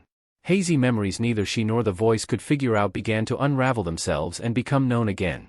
The first thing that both she and the voice began to recall was a name. Their name. It was who they had been before splitting into the Alpha, and what the voice called itself: Deku. With a weak smile and watery eyes they recalled their name. They were Izumi Midoriya. as the name came back so many other memories began to make sense. First was that this woman before her, a woman who had never told her that the dream she held was worthless or something to give up on, a woman who had instead apologized for not giving Izumi a quirk. A single tear rolled down her face as both the voices of Alpha and Deku in her head spoke the same word, confirming that this was her mother. Izumi kept staring as her mother spoke, still the words were lost on her but not the gestures. Her mother was motioning towards the bento box. Her attention grabbed by the bento. Izumi watched as the lid was slowly removed, giving rise to a powerful aroma that Izumi had not smelt in 4 years. The smell began to mingle with the soothing melody, awakening more memories. This was something she had savored eating whenever it had been made for her, a dish Izumi loved above others and something always made with love. Katsudon. It was a bento of her mother's homemade katsudon, a dish that now its smell had brought back the memory of the affection it was always prepared with, had Izumi wanting nothing more than for the first time in 4 years to share a meal with her mother. Yet there was one obstacle in her way. The voices realized that their body was too big. The titanic size they held would restrict them from doing much else than what they had done for the last 4 years. There had to be a way to return to her previous size, or as close she could manage, something related to what had made her achieve this titanic form. As she looked down at her mother, the soft melody continued to filter across her mind, and as it did so, both the voice of the Alpha and Deku began to quiet and return to a singular voice. A singular voice that was her guiding motivation, driven by an unshakable will to be a hero to those who needed it, and right now this new voice was urging Izumi to be the hero her mother wanted, and the only way to be that hero was to be small enough to hug her mother. A deep shuddering breath like a growl came from her mouth as she closed her eyes, turning deeper inward, searching for a way to shrink. Izumi delved deep into her own mind, memories of analyzing quirks, and the quirk factor slowly surfaced as she dug at her slowly reawakening mind. If offered her hints on what she needed to do in order to shrink. Slowly Izumi began to picture herself standing on the pier next to her mother. She held this image at the forefront of her mind, willing it to happen, willing her body to resize itself to become small enough to stand with her mother and give the woman who deep down she knew would never have given up on her a long overdue hug. Her muscles began to loosen and tighten at random as she focused on the image of shrinking. Izumi felt her insides twist and contort. It was discomforting, yet Izumi could feel with each twist and contort she was shrinking, returning down to a size she could give her mother the long overdue hug, a hug that would make up for the last 4 years of lost hugs. Izumi opened her eyes and looked down towards her mother. It looked as if the woman was growing, her size increasing, yet this was wrong. Her mother wasn't growing, Izumi was in fact shrinking. Her heart leapt with joy as she realized she had, by simply willing herself to shrink, figured out how to become normal size again. She could see the look of unconditional love and pride spread across her mother's face at what she was doing. It filled Izumi with determination to not fail, to become normal or as close to normal as she could manage. Taking the chance, Izumi reached a hand out towards her mother. She wanted to feel the warm and loving embrace of her mother again, even if their size. Suddenly a searing heat erupted up her hand as a blinding light flashed into existence, causing Izumi to reel backwards. She did not have time to focus on her own pain as she heard her mother scream. Her eyes wide in concern, Izumi forgot about her own discomfort and brought her head down low to stare at where her mother had been standing. The sight that greeted Izumi made her blood boil with rage. Where Inko had once stood with a proud, love-filled smile on her face, standing tall and proud as she watched her daughter return to her, was now a woman struggling to breathe as angry red burn marks were etched across her flesh, with flames liking at the tattered remains of her clothing. The sight broke the calm that had settled on Izumi. A burning rage roared to life at the sight before her. How dare someone hurt her mother? She could feel the rage of the Alpha burning within her. She would find who had done this and return the favor. With no effort, she grabbed the roof of the pier and with no effort wrenched the wooden structure apart. With those underneath the wooden roof exposed, Izumi angrily snarled, hurling her gaze from person to person. Some of them she recognized but others she did not. Bringing her head down low, Izumi let out a deeper growl, her gaze continuing to flick between the 7 people standing there, looking for any sign of one of them being the culprit that hurt her mother. As she scanned the 7 people, some she recognized while others she did not. Izumi felt a third voice speaking in her mind, a voice she could not understand but assumed it was trying to calm her down. Narrowing her eyes, Izumi glanced around, finding a brown-haired woman dressed like a cat girl staring at her intently. Snorting in anger, Izumi rose back to her full height. She had figured out that this woman was trying to speak to her but is going to ignore it in favor of finding out who had tried to hurt her and in the process injured her mother. Izumi did not have to wait long as a song burst of flame slammed into the right side of her head. With a snarl of rage, Izumi turned her gaze towards the right, only to spot a man with flames flickering across his body staring towards her with a raised fist, a contemptuous scowl on his face. Surrounding him were several others, heroes from what Izumi could remember, but this man was no hero, he was a blight, something wrong with the natural order, and he was going to feel her full wrath. Skiing in a deep breath, Izumi threw her head back towards the dark storm cloud-filled sky, allowing her rage to overtake her. Izumi snarled a final time before opening her mouth to deliver something that shook the very heavens and clouds above. She roared the very roar of a titan, its vibrations shattering the nearby windows and shaking the very ground on which everyone stood.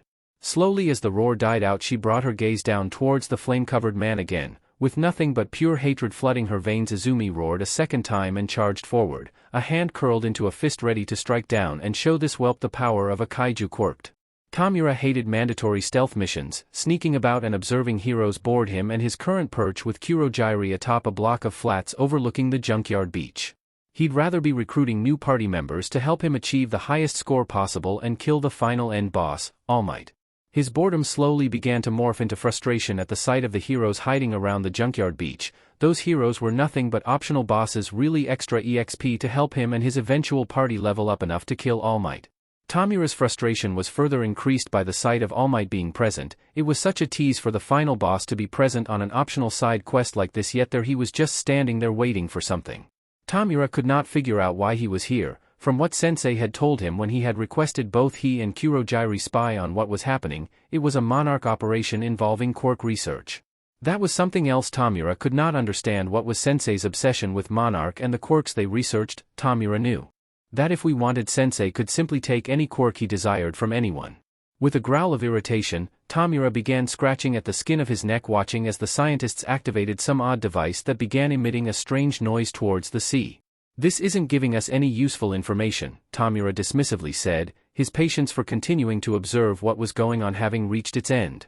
"Let's get out of here, Kurojairi. I believe Sensei wanted you to stay until the end." Kurojairi calmly explained, only to receive an irritated grunt in response. Like his younger charge, Kurojairi had no idea what Sensei wanted them to witness or what information he wanted to be gathered about this Monarch operation.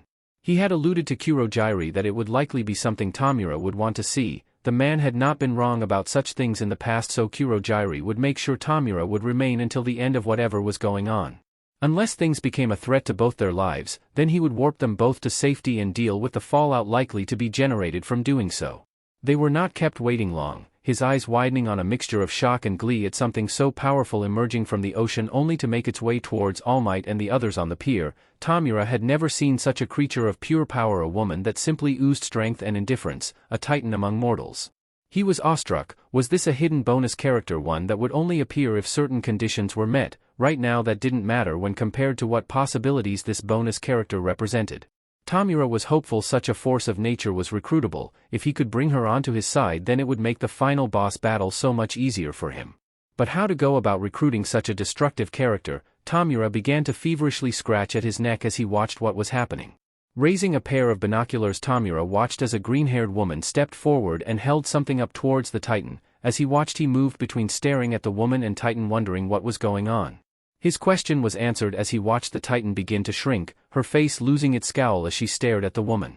Was there a connection between the woman and this Titan? Tamura assumed there could be. Perhaps this was how he could recruit the Titan to join his party. If he had the green-haired woman, then it would be so much easier to recruit the Titan.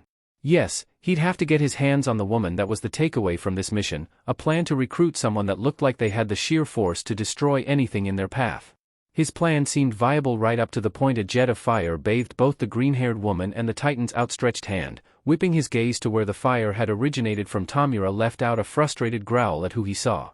Endeavor, the number 2 pro hero, a hero who was just simply an optional side boss and not even one who would offer more than a few experience points when killed. Kurojairi. Tamura turned to look towards his taller companion, gently scratching the flaky skin of his neck. "We should let Sensei about this, he will be very interested in this." "I believe that would be wise." With a nod, Kurojairi let the wisps of his purple smoke drift away to form a swirling black circular portal. Once formed, Kurojairi stepped through the portal, keeping it open on the other side so Tamura could follow. Before stepping through the portal, Tamura glanced back towards the Titan of a woman on the beach, watching as she slammed one fist into the face of Ryukyu, forcing the dragon hero into a heap on the beach, while with her other fist she was gripping MT Lady by the throat, having lifted her clean off the ground. He smiled as he stepped through the portal. This side quest hadn't been as pointless as he had first thought. It had shown him an Easter egg of a possible party member. One he would make sure he would recruit by any means necessary. Line break. Enji let out a groan as he pulled himself up from the crater he currently found himself lying in. Having a fist the size of a freight train and the kinetic energy to match was not a pleasant experience. It had taken him by surprise, and the sheer brutality and speed Izumi had moved for someone of her size. He left a growl to escape his lips as he stood back to his full height, looking back out towards the girl watching as she hurled the choked into unconsciousness form of MT Lady into one of the towering two beasts Pixie Bob had generated, reducing it back into the sand. Rolling his shoulders, Enji began to will his quirk to spark back into activity, to return the rich red and orange flames across his body, only to find his quirk was not responding. He ground his teeth in rage, knowing exactly why it wasn't working. He knew that Eraserhead was canceling his powers. You should be using your quirk on the real threat. He bit out, glancing to the side, seeing Eraser staring intently at him. I am keeping you from making the situation worse.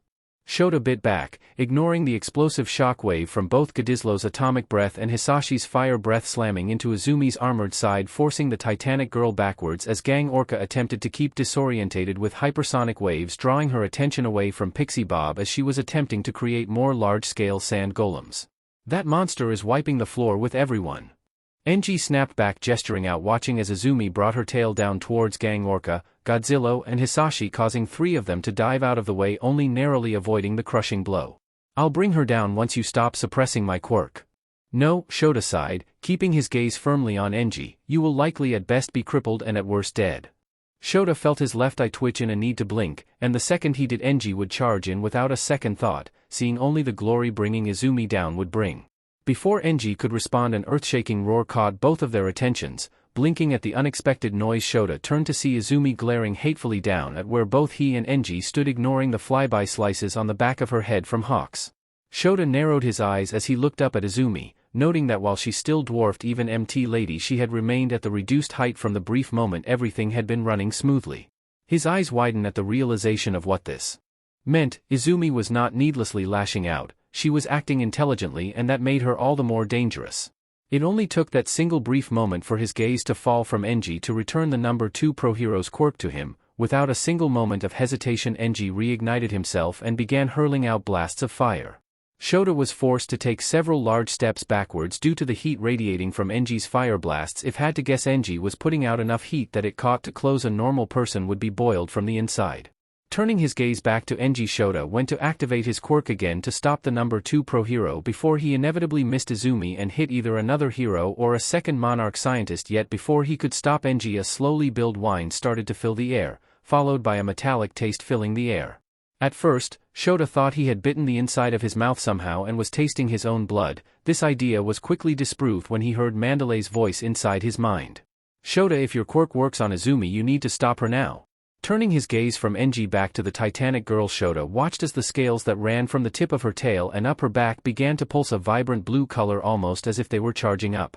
His eyes widened in shock as he realized that was exactly what was happening. This had not been something Monarch had told them she could do or even had theorized she was capable of.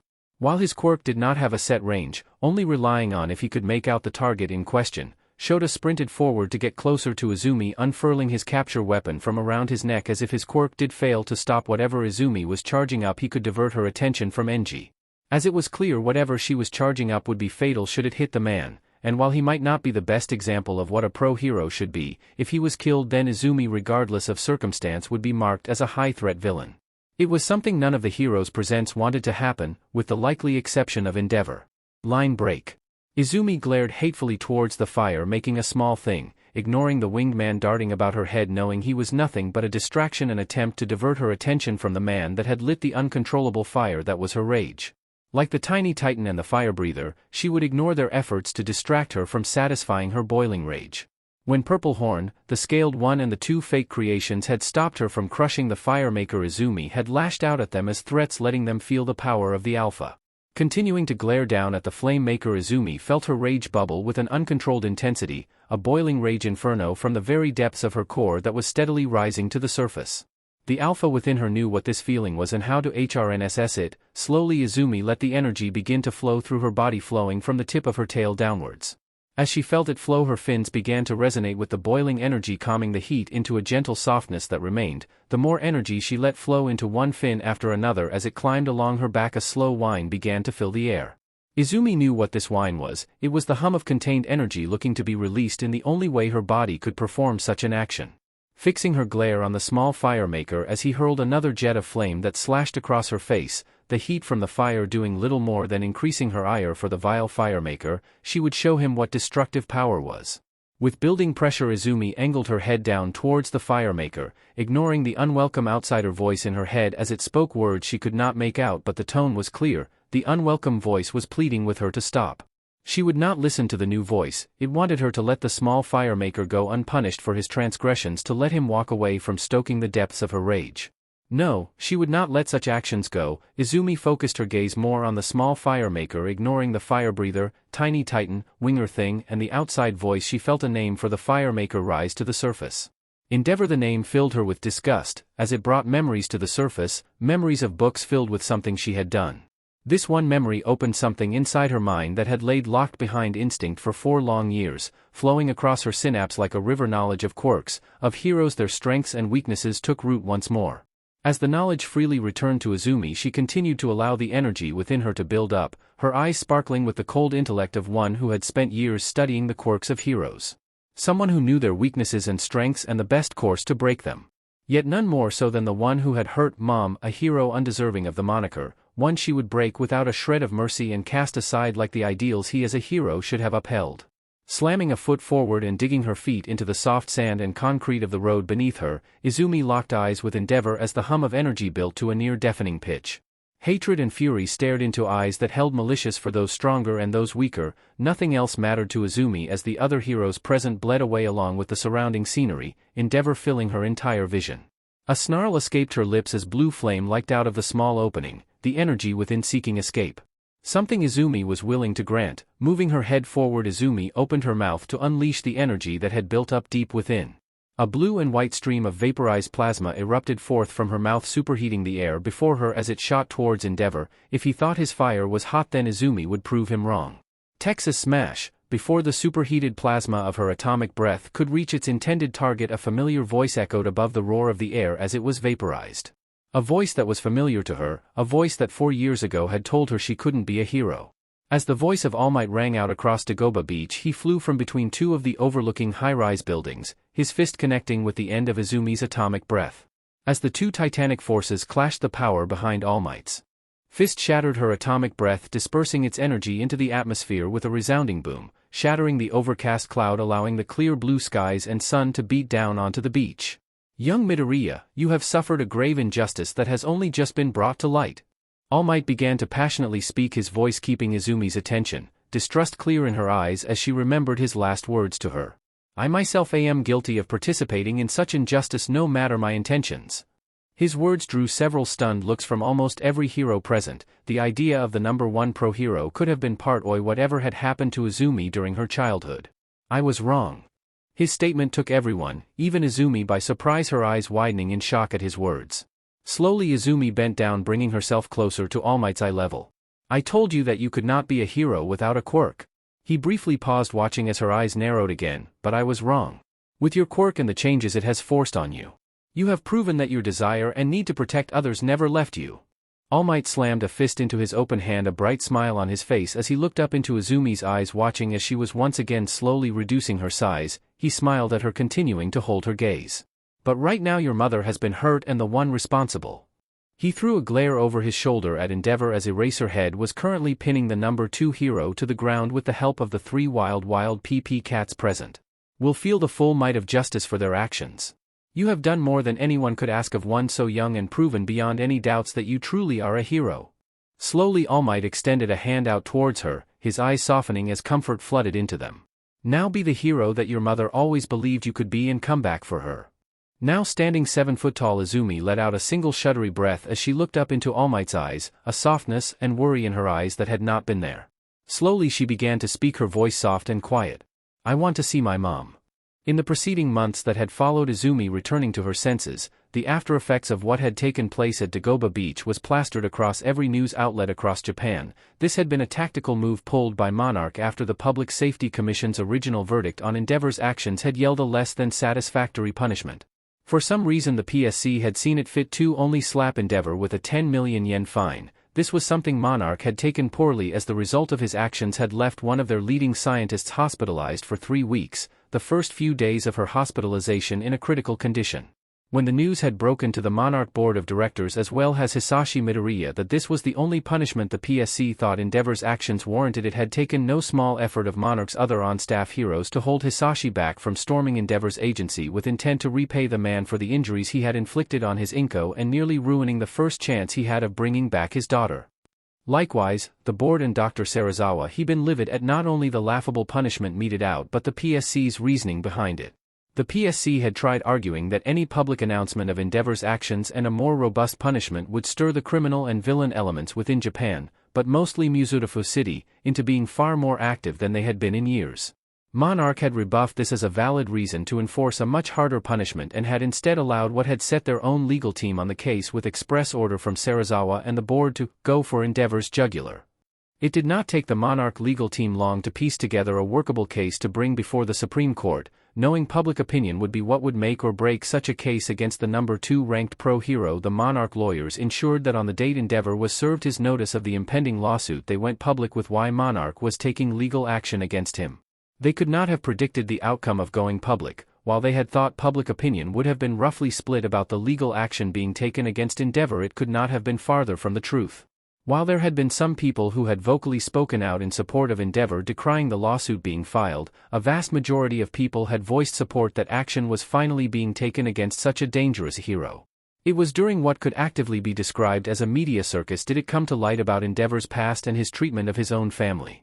As the weeks dragged on in the build-up to the court case, Endeavor's own legal team tried everything they could to discredit not only Monarch but the staff member they were proceeding with the lawsuit on behalf of.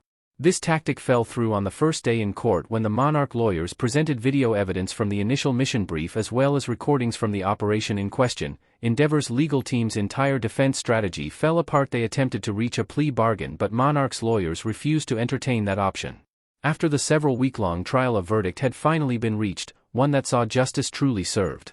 Not only had Endeavor been stripped of his hero license and barred from being able to apply for a hero's license for a minimum of 5 years pending the result of a psychiatric evaluation, but he had also been 20 million yen in reparations to be paid to Inko Midoriya. The fallout from the lawsuit did not end with just Endeavor losing his hero's license, but his own agency had suffered a steep decline as any association with his name would taint anything associated with it. While not entirely the outcome Monarch had wanted, it had started a chain of events leading to the Public Safety Commissions also coming under fire for their initial punishment for Endeavor. It had lessened the general public's trust in the PSC.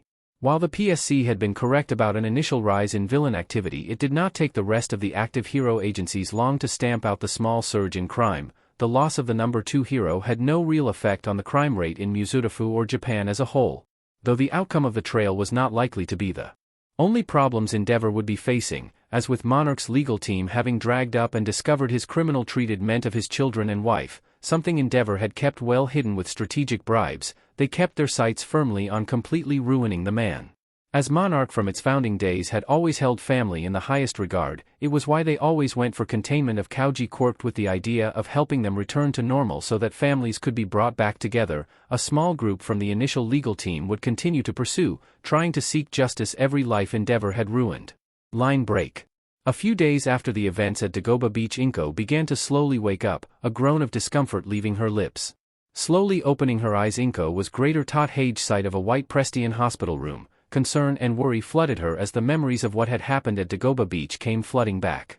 Her body aching from its long sit in bed, Inko rose to a sitting position, effort etched across her face. She could not be here in a hospital bed. Her Izumi needed her. Inko had no idea what had happened after she had been abruptly struck and engulfed in flames, but she couldn't just sit here not knowing if her daughter had gone on a rampage or had been calmly subdued. Glancing over at the sound of the door opening, Inko was shocked to see the youthful hero recovery girl walk in. For the briefest of moments, surprise was etched across the heroine's face before it settled into a warm, friendly smile. "Well, it's good to see you're awake, dear." Recovery girl spoke as she moved her way over to the side of Inko's bed, looking the woman over. "I was worried about my quirk keeping you sleep for much longer." "What happened?" Inko asked, her gaze drifting from the hero and towards the door. "You were burnt rather badly, dear." Recovery girl sighed, taking seat next to Inko, noticing the woman's worried glances towards the door. "Most of your body was covered in first-degree burns with a few second and third-degree ones around your upper body. Had you not been brought to the nearest medical facility, then the outcome might have been different. Inko let out a horrified gasp as she recalled the final moments on the beach before she had slipped into unconsciousness, the sight of Izumi standing up to her full height, hate and rage visible in her eyes as she glared towards where the heroes had been stationed on the beach. Inko knew Izumi had been glaring hatefully towards Endeavor, but it was the ear-piercing roar that had worried her in those last few moments in consciousness, a roar that promised nothing but death and pain for the one it was directed at. Shaking her head to rid them of the slowly forming dark outcomes, Inko turned her gaze towards Recovery Girl, determination ablaze in her eyes. "I need to get out of here, my daughter needs me." A soft chuckle escaped Recovery Girl's lips as she watched Inko pull back the covers of her hospital bed, reaching over Chio and gently pushed the still weak woman back into bed. "You're still not strong enough to be up and about, dear." Before Inko could voice any protests, Chio raised a hand to silence her. "Your daughter wouldn't happen to be a tall green-haired girl by any chance, would she?" The shocked look of joy and love that appeared on Inko's face told Chio all she needed to know. "That girl has been here every day, just sitting here waiting for you to wake up. Only time she hasn't been in this room is when your husband managed to get her out to at least eat." Tears well up at the corners of Inko's eyes. Her baby had been here just waiting for her. It made her heart ache that she hadn't been able to hug her Izumi the moment she'd regained who she really was. Yet to know her baby was just waiting for her to wake up filled Inko with a joy she hadn't felt in 4 years. Gently wiping away the tears that had started to flow freely from her eyes, Inko once again turned her gaze towards the door. "Is she here now? I believe your husband and Dr. Sarazawa wanted her to step out for a few moments to get some lunch." Chio smiled warmly at Inko, watching as the woman's expression softened. "Now I don't want you trying to get out of bed, your body is still recovering from my quirks effects." With a nod, Inko leant back into the pillows on her bed, a soft smile on lips. Her daughter is okay and hadn't slipped back into the mindset common with Kaiju Quirked. She could wait a little longer to see her baby again. Inko didn't have to wait long. As she was resting with her eyes closed, the door opened again, causing Inko to open her eyes and look towards who had just entered. Standing in the doorway, her eyes wide, was her daughter, dressed in what Inko could only assume was a UA sports uniform. Izumi stood staring, her eyes filled with several emotions, all of which Inko could place. Love, sadness and joy were the main she could see, yet behind these emotions Inko could see a feral rage that swam around her daughter's green eyes like a predator lurking and waiting for its prey to make a mistake. Mum? Her daughter's voice was soft and gentle, just like Inko remembered it from the last time they had spoken 4 years ago. She still recalled the final 5 words she had heard her daughter say. Tears began to well up in the corners of Inko's eyes as a joy-filled smile slowly spread across her face. Holding back a choking sob, Inko nodded once and opened her arms, gesturing her daughter to come in close for a hug. In a near instant, Inko found herself engulfed in the tight embrace of her daughter, an embrace that to Inko's motherly instincts felt like Izumi was scared that if she let go this would all fall away into nothing but a dream. Inko wrapped her own arms around her daughter as best she could, holding her baby close. For what could have been an eternity, both mother and daughter merely stayed in that tight embrace. No sounds other than their breathing could be heard, neither wishing to voice anything, simply just taking comfort in this small and slow return to how things once were. "Mum?" Izumi began as both her and Inko ended their brace. "I'm sore." Inko shook her head, stopping Izumi from continuing. Her eyes softened as Inko watched her daughter fidget. She smiled softly. "You have nothing to be sorry for, sweetie." She reached out, gently taking her daughter's hand, gently rubbing circles to calm her down. "You came back to me." It was with those words Inko watched as the floodgates on her daughter's eyes opened, unlike before. Were like her, Izumi could cry enough to fill a bathtub several times over. This were different.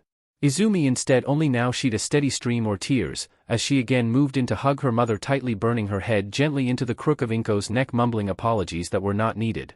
Inko once again just wrapped her arms around her daughter, gently rubbing the girl's back to reassure her that everything was fine and she was just happy her daughter had come back.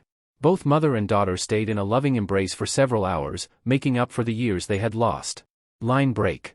A few weeks after getting her daughter back and being dismissed from UA's hospital wing, Inko had discovered what had happened during her stay under the tender care of Recovery Girl.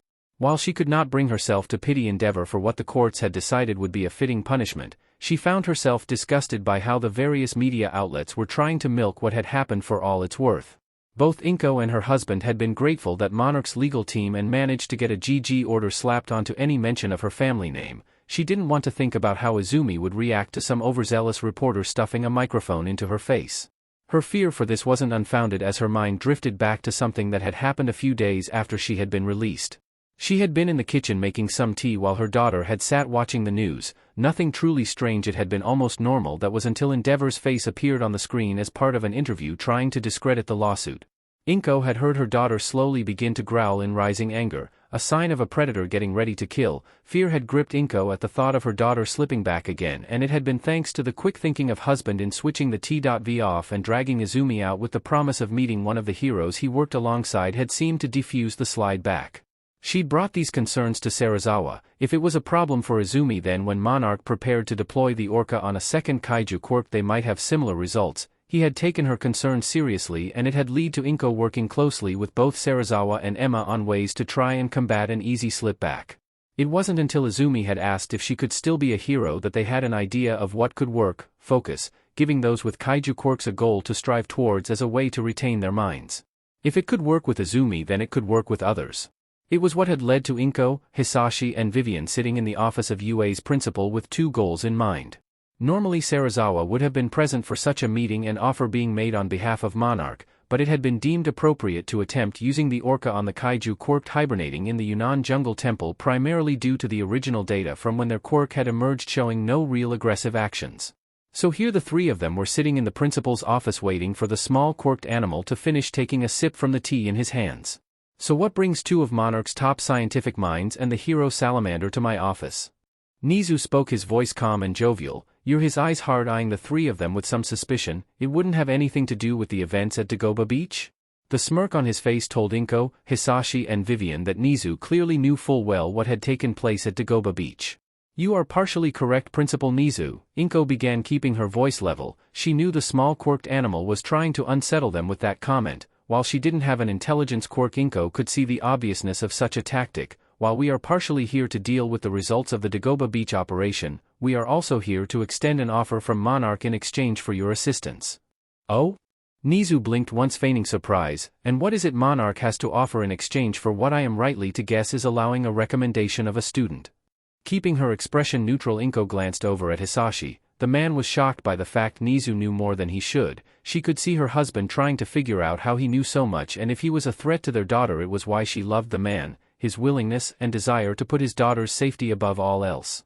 Glancing over at Vivian, Inko could see the woman was flustered and unprepared for dealing with Nizu. Be it his appearance or the fact he clearly knew more than he should, she couldn't be sure, but what it did mean was that the entire flow of this meeting for Monarch's interests would be coming from her.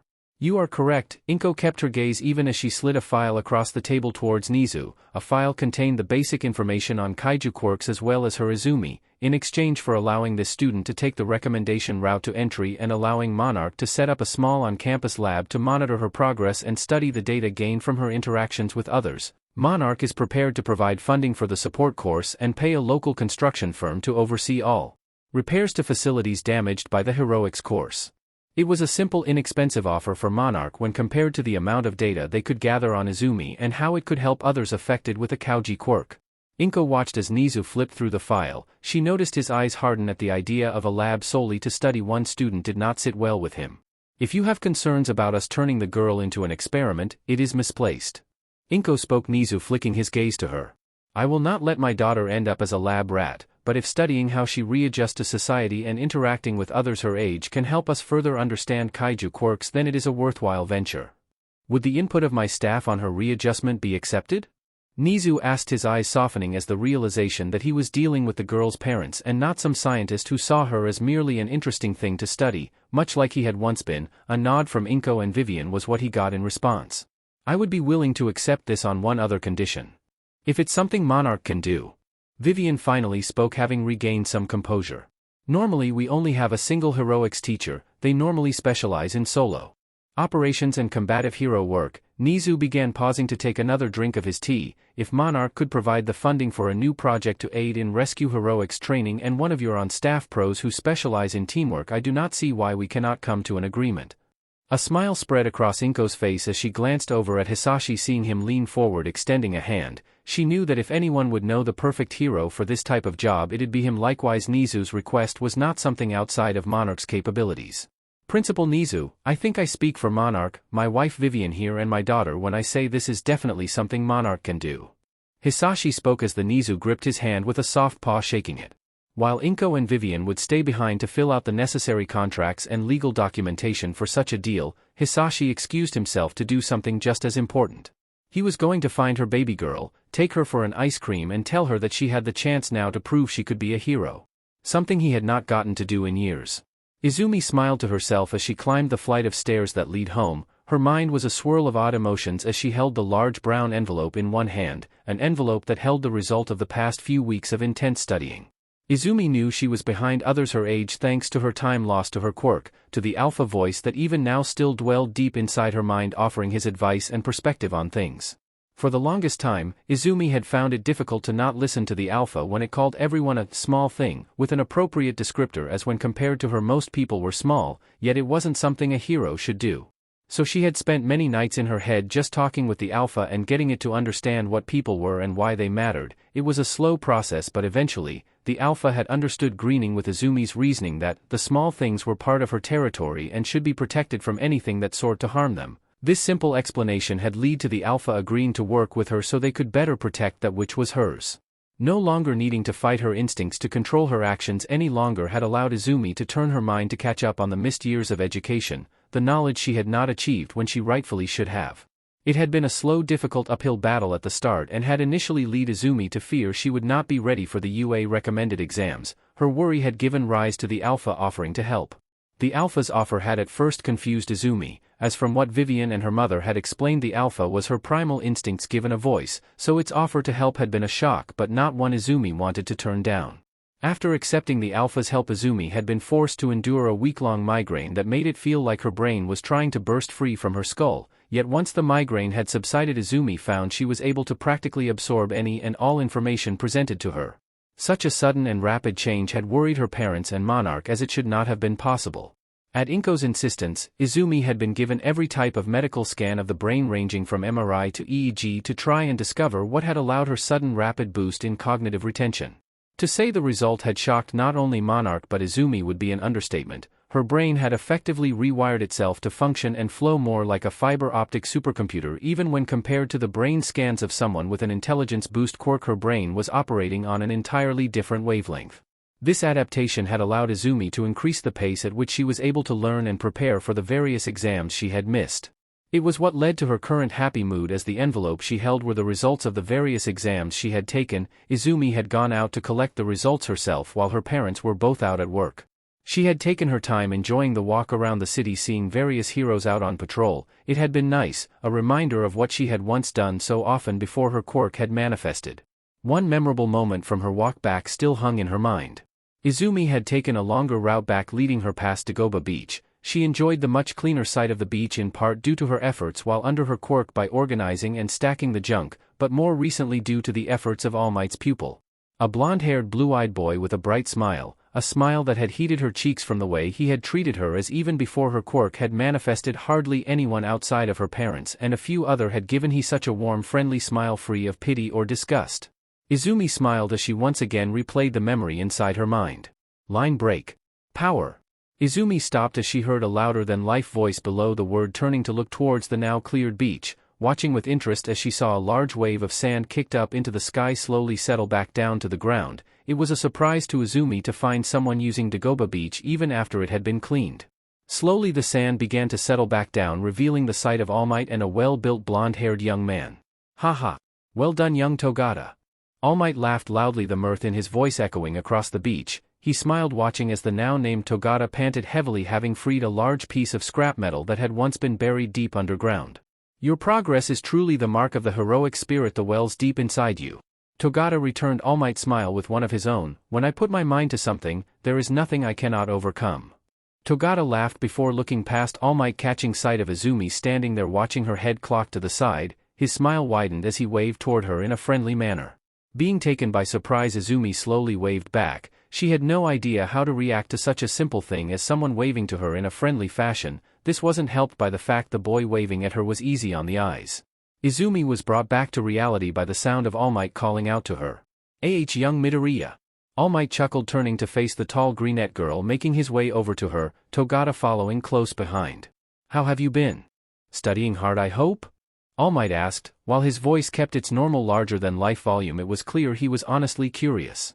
Izumi smiled up at the number one hero. He had been an immense help during the first few weeks of her return to some normality, showing her that even he made mistakes and would go to great lengths to correct any wrong. It had reaffirmed her belief that he was one of the greatest heroes.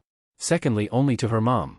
I was just collecting my test results. Her voice was soft and gentle as she had spoken after regaining her senses. I figured I'd take the seaside route home. Izumi smiled, staring out towards the ocean. A deep longing from the alpha to return to the shadowy depths whispered from the back of her mind. It was something she would not indulge. She was going to be a hero, and heroes don't retreat into the dark depths. I cannot fault you for wanting to enjoy such a breathtaking view, young Midoriya.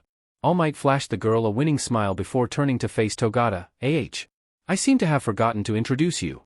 Mirio Togata, this is young Izumi Midoriya. Midoriya, this is Mirio Togata. He's one of the top 3 students at UA. Izumi finished softly, cutting All Might off. Seeing his shocked expression that she knew who Mirio was, Izumi smiled. I've been watching old Udata Sports Festival recordings. I used to watch them when I was younger, so mom kept recording them while I was. She gestured towards the ocean, earning a nod of understanding from All Might. A pleasure to meet you, Midoriya. Stepping forward, Mirio smiled, offering his hand towards Izumi, gently taking the offered hand as Mirio shook it with a near-infect's enthusiasm.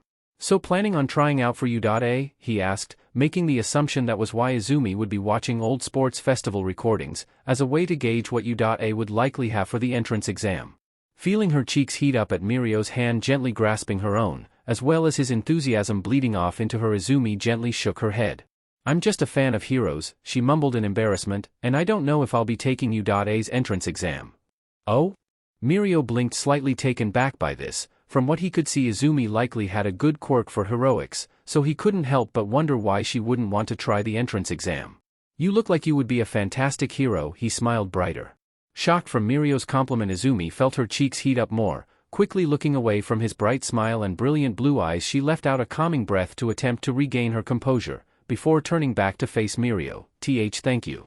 Izumi paused to allow her stuttering to subside. It's always been my dream to be a hero. Mirio nodded, understanding. He himself had always dreamt of being a hero. Then why would you not want to take the Udata entrance exam? Izumi looked away, gently pressing her fingers together in embarrassment before mumbling, I've been given a recommendation. Then just must be one impressive future hero. Mirio smiled brighter at the taller brunette girl, amusement etched on his face as her embarrassed blush reddened further. Young Midoriya has a drive just as impressive as you, young Togata. All Might laughed, placing a hand on both their shoulders. She, much like you, is a selfless individual who is what all future heroes should strive to be. All Might smiled brighter, watching as the girl in question tried to hide behind her hair. I believe that is enough training for today, young Togata. Mirio turned to look up at All Might, meeting the number one hero's gaze. An unspoken idea flowed between the two of them. Mirio nodded once in understanding. I suppose so. Mirio chuckled, turning back to face Izumi. If you want, I can give you some pointers about Udata and what to expect from the teachers. Mirio had to hold back from chuckling at the excited look in Izumi's eyes, along with her tail wriggling in a similar excited manner. Sure. Izumi stammered out, a few deep breaths to calm herself. It brings a smile to my face to see two such examples of heroic getting along.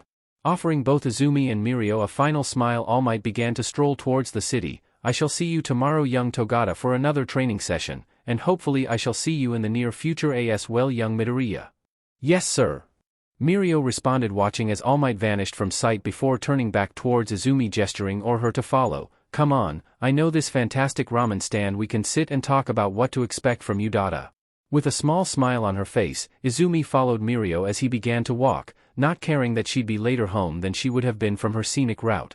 She was more focused on the fact she had made what could best be described as a friend. Line break. Her mind snapped out of the recent memory of meeting Mirio and spending several hours with the bubbly young man, only that Mirio had needed to be back at the hero agency he was interning at had cut the time they had spent together short. Izumi couldn't really help but be disappointed at it being cut short. Even the alpha had voiced how it had wished to continue speaking to the dreamy-eyed small thing, much to Izumi's internal embarrassment, yet Mirio had promised that when she made it into Udata he'd happily show her around and introduce her to some of the heroes at the agency he was working at. Izumi could hardly wait. She was glad the recommended exams were only a few days away. It was as if after an entire lifetime of abuse and being treated as little better than something not worth a person's time, karma was finally paying her back in the best way possible. This line of thought lasted right up until the moment she rounded the top of the stairs to her apartment's floor and saw the door at the end of the hallway open. Her blood felt like ice in her veins as she saw a face she had hoped she wouldn't see again. Spiky as blonde hair sat atop a head etched in permanent anger. Izumi stood frozen. Her heart felt like it was beating behind her ears as memories of the pain she had suffered clawed their way back to the surface. She could feel the alpha growling on the inside, wanting to lash out to strike out at what had nearly broken Izumi so many years ago. Her breath hitched as Izumi watched her old tormentor turn from leaning into the apartment, his hate-filled red eyes turning from whoever he was yelling at to stare out into the apartment complex's hallway, falling on Izumi. It felt like the walls were closing in around her, trapping her in a small enclosed space with the boy who had once been her best friend but turned greatest bully. Not wanting to meet his gaze, to see those hate-filled red eyes bore into her again, Izumi closed her eyes, pressing her body up against the wall in an attempt to simply vanish.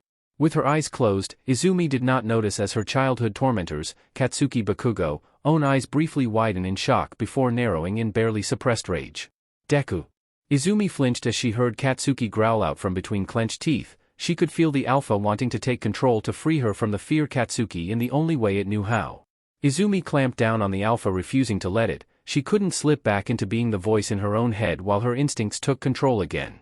Her heartbeat continued to echo within her own head, drowning out all other sounds. It swirled about her head, beating like the drums of war, hammering into her rational thoughts and hesitance to react, to show him what happens to those who try to fight that which sits atop the food chain. Izumi could feel her control slipping. She could hear the low building rumble of a snarl from deep within her as she tried to clamp down on her own instincts. For the briefest of moments, she managed to reassert control, to stamp down the desire to pay Katsuki back 100-fold for the years of abuse he had inflicted on her. Izumi's control lasted right up until his voice broke through the beating of her heart. "You couldn't even vanish, right, you useless Deku? Everyone would have been better off if you'd stayed gone." As if a switch had been flipped inside her mind, Izumi and the alpha stilled, both stunned at the words and their implications. It wasn't true. They both knew deep down that it had been her mom's entire goal and drive to bring her back home. Yet this arrogant blonde yapping dog dared try and say otherwise. Izumi opened her eyes, staring down at the blonde now standing before her, both her and alpha thinking in one mind now. She could fight back his words against her, but to imply anything about her mom, that was a line crossed. Something both Izumi and the alpha were willing to let him feel. Line break. Katsuki grit his teeth as he had done every Tuesday for the past 4 years as he pulled the door open to his apartment, getting ready to make his way to the psychiatrist his hag of a mother was forcing him to see. He couldn't understand where the old cow got off forcing him to see someone for problems he didn't have. So what if the useless Deku had run away and gotten herself killed? Wasn't like it was his fault for trying to teach her the truth about just how worthless she was. He was half tempted to skip the session and just hit the arcade until the hag opened her mouth from the kitchen. "You miss another session and you can forget even applying for you." A snarl of anger left his throat as he threw a hate-filled gaze back towards the kitchen. Katsuki knew the hag wasn't bluffing either, as she'd made good on a previous threat year ago when he'd started skipping the sessions by canceling his quirk prep classes. "Fine," he roared back, walking out the door before violently slamming it closed. He'd go along with what the hag wanted. It was all a stepping stone part of his heroic backstory. Flicking his eyes back down the corridor, he stopped, seeing a pair of green eyes and green hair he'd not seen since just after he'd taught their owner that he didn't need saving from a stupid slime villain. It was Deku. Katsuki snarled as his eyes bore down on her, seeing her massive jump in height and the clear signs of a mutation quirk. Had the useless bint lied to him about having a quirk then vanished just to ruin his life? Deku. He growled out in anger, taking joy in watching her flinch as the accurate name. He bet she did. It'd be something the worthless crybaby would do, storming over to the girl watching as she pressed herself against the wall. "You worthless shitty Deku." Katsuki spat, standing directly in front of the girl, glaring up at her. "Because of your worthless but vanishing, it's ruined my perfect record." Katsuki felt a thrill as she just stood there, eyes screwed shut as he screamed at her. It was good to see even with her changes she still knew her place. "So you think coming back after so long with a quirk will make a difference?" Katsuki scoffed. "You're still a useless nobody. You couldn't even vanish, right, you useless Deku? Everyone would have been better off if you'd stayed gone." As those final words left his mouth, Katsuki snarled, raising a fist to strike her. "Look at me, you worthless beach." The moment those words left his mouth, her eyes snapped open, glaring down at him. Gone was the softness and weakness that he knew, instead replaced with the sharpness of a predator staring at its prey. A low rumbling growl filtered out of her mouth as her face twisted into a hateful snarl. Instinctively Katsuki took a step back, his survival instincts kicking in. Somehow Deku was giving off a dangerous vibe, something that triggered the long-dormant need to escape from a predator that dwelled within all of humanity. He took another step back as her growl rose in pitch and volume. Katsuki kicked himself mentally. This was Deku. She was a weak nobody, not someone capable of being a threat. Whatever this feeling was, he'd shake it off and put her back down where she belonged. Not wasting any time, Katsuki hurled a first forward, with a right hook, intent on activating his quirk on her face, only to find the first tightly held in Deku's left hand. Slowly she began to tighten her grip on the fist. At first, Katsuki tried to rip his hand free only to find he couldn't. He was shocked by this, thinking she still lacked any real strength. Katsuki was quickly corrected of this line of thinking as he felt the mounting pressure on his fist. Again he tried to tug his hand free only to be met with the pressure increasing as the bones in his hand began to grind together. "Let go, Deku," he roared, swinging his other arm around to try and land an explosion on her arm, gripping his, only to be met by her large tail slapping the arm down. With a growl, she hefted him off his feet, bringing his eyes level with hers. He stared into her deep green eyes, seeing something rising taut he surfaced that sent a shiver down his spine. To say what Katsuki was now getting an up-close look at sent another shiver down his spine would be an understatement. An involuntary gasp of pain forced its way past his lips as she continued to tighten the grip on his hand. "Izumi." A calm masculine voice echoed across the hallway from behind Katsuki. The voice had grabbed Izumi's attention, stopping her from continuing to apply crushing pressure to his fist. You go and put the kettle on?" The voice continued in a calm manner. Katsuki realized whoever it was, they were stopping Deku from breaking his hand. "You can tell me all about what my favorite niece has been doing." Okay, it had been the first time he'd heard her voice in their entire exchange. It was soft, even with an underlining threatening edge. Instead of simply letting go of Katsuki, she flicked her wrist, launching him towards the stairs before turning back to her apartment's door and vanishing inside. Groaning in slight pain, Katsuki started to rise only to stop, his red eyes meeting a pair of cold hard brown eyes staring down at him with complete disdain. "Now why don't you tell me what you did to provoke my niece?" The final word was emphasized with the prod from a cane held in the slim gentleman's hands.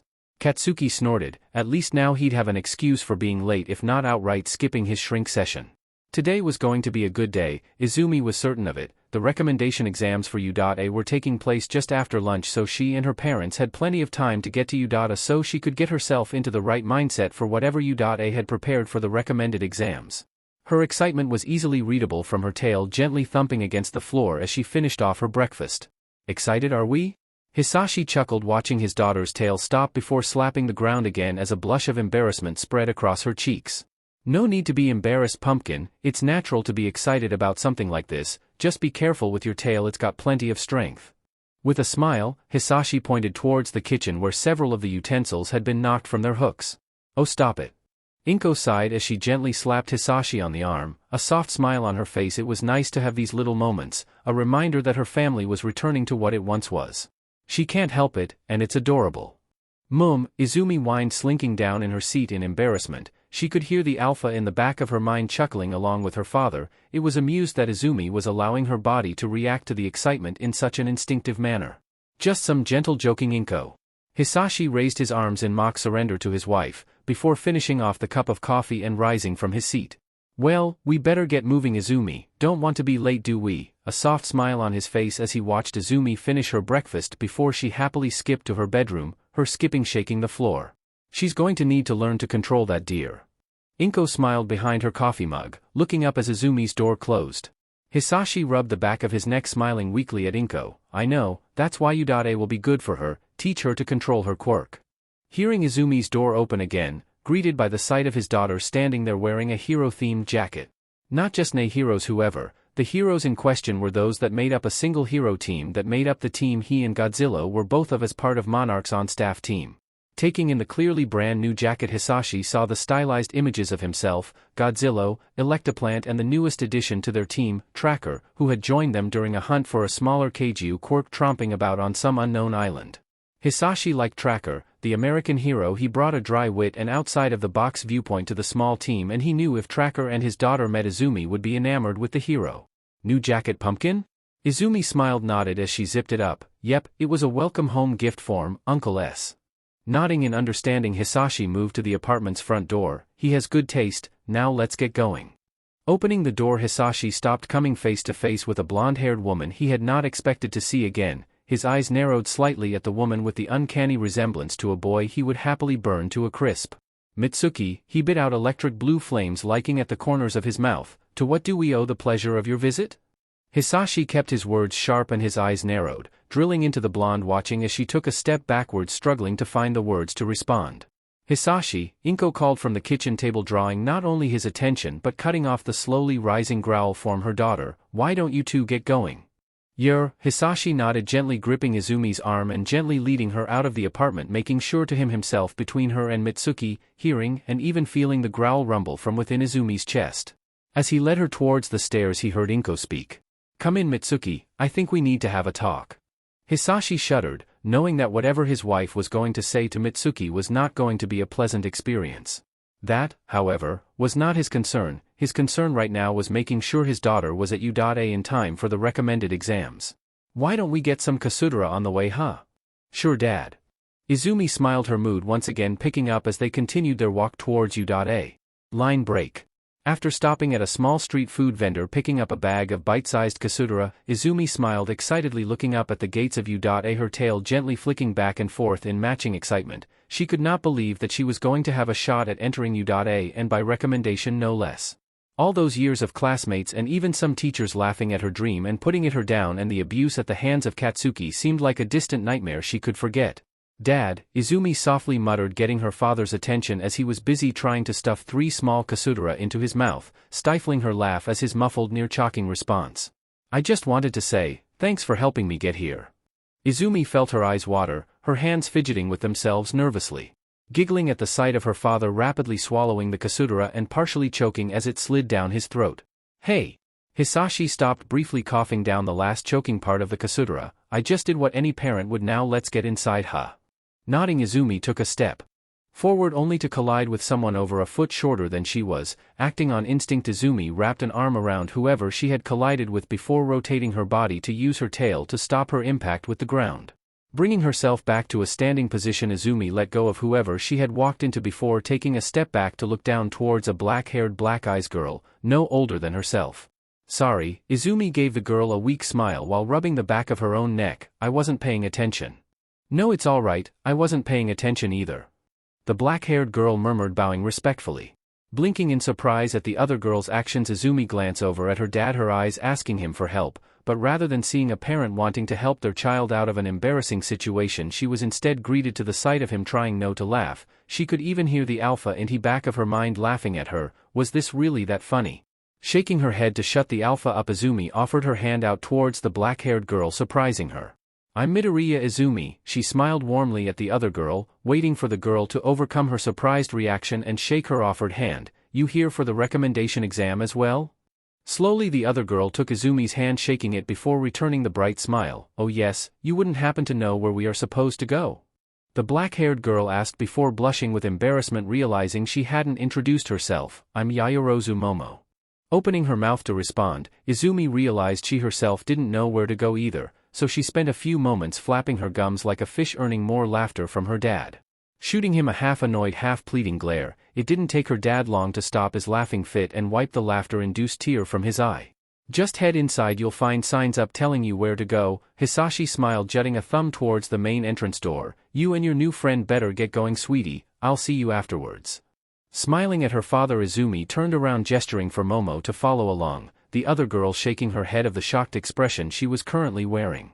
If Izumi had to guess, she'd put it down to the fact that Momo didn't have many friends, something she could honestly relate to, so the idea of meeting another one likely shocked her.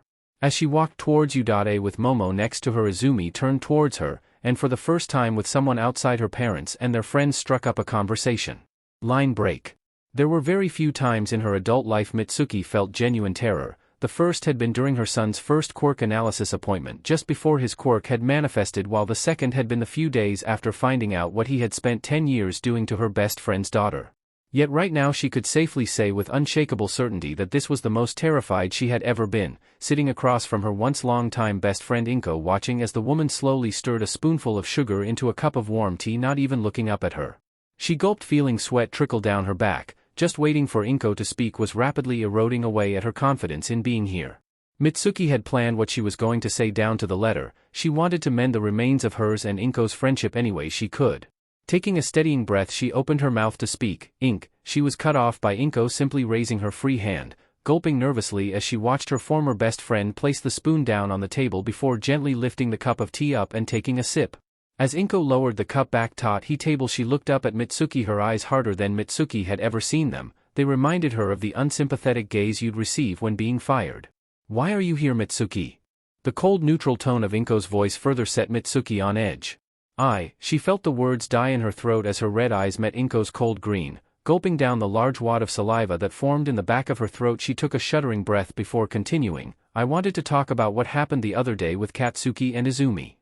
Inko narrowed her eyes at that. "From what my brother told me, your son attempted to intimidate and threaten my daughter." Inko's voice was calm, eerily so, it made the hair on the back of Mitsuki's neck stand on end, before telling her in no uncertain term me and Hizashi would be better off without her. "Does that sound about right?" Mitsuki had known her son had likely bent the truth, but hearing Inko's cold tone made her realize that he had bent it much more than she had originally thought. "That's not what the brat said," she mumbled, breaking eye contact, feeling like a child caught with their hand in the cookie jar. "Mitsuki," Inko began with a sigh, "your son nearly got himself killed." Inko paused, watching Mitsuki's eyes widen in horror. "If my brother hadn't have decided to drop by, Izumi would have literally ripped Katsuki in half." Mitsuki took in a steadying breath, knowing that Inko wasn't lying and that her idiot of a son had narrowly brushed with death. How?" Her voice was barely above a whisper as the idea of the once sweet Izumi ripping her boy apart slowly processed in her mind. As she sat there trying to process what she had just been told, Inko slid a pen and single-page document across to her. Quickly scanning the document, Mitsuki noticed it was a non-disclosure agreement. Looking up from the document to Inko, she saw that she still held a deadly serious expression. "If you want to know, then signing that is the only way you will be told." Inko's voice remained level as her gaze bore into Mitsuki. "Your son nearly cost me and Hizashi 4 years of trying to get Izumi back. We were friends once, Mitsuki, so I am only going to give you this single chance to find out why your son almost got himself killed and why it would be a terrible idea for him to try that again." Taking the pen, Mitsuki signed the document, thinking that if she knew what her brat had nearly done she could try and stop him doing it again. Line break. Izumi was enjoying sitting in the auditorium with Momo. They had spent most of the morning just simply talking and getting to know each other. It was during this that Izumi had picked up on Momo's minor self-confidence problems, probably from her sheltered childhood. An oddly poetic thing, really. Where Momo had self-confidence problems, she knew deep down she still had problems facing her fears, and both of them had happened to bump into each other outside, almost as if the universe was placing them in line to be friends. Not that Izumi was against that, she was enjoying getting to know Momo and hoped they'd both be offered a space at UA. "Excuse me, ladies."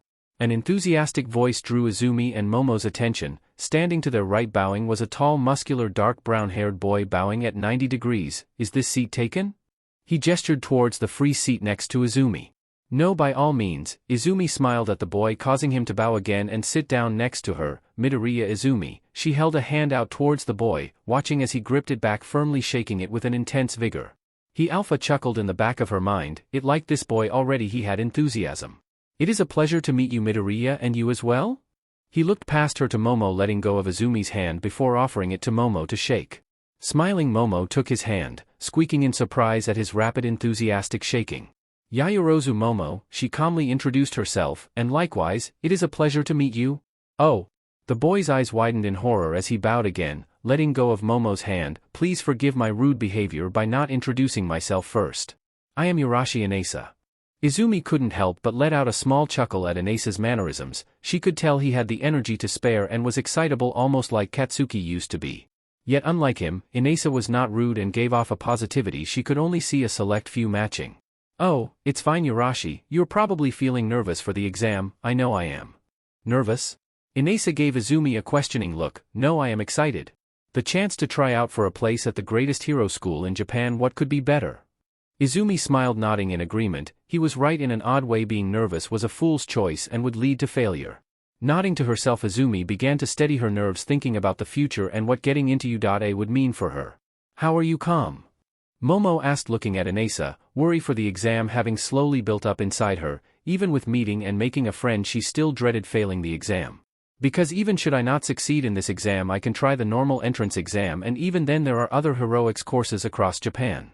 Inasa beamed as he spoke. "All I can do is believe I will become the best hero I can by the best means available to me." He turned once again to Momo, reaching out and gently clasping her hands. "And so should you, Yayorozu. I bet you have the makings of a fine hero."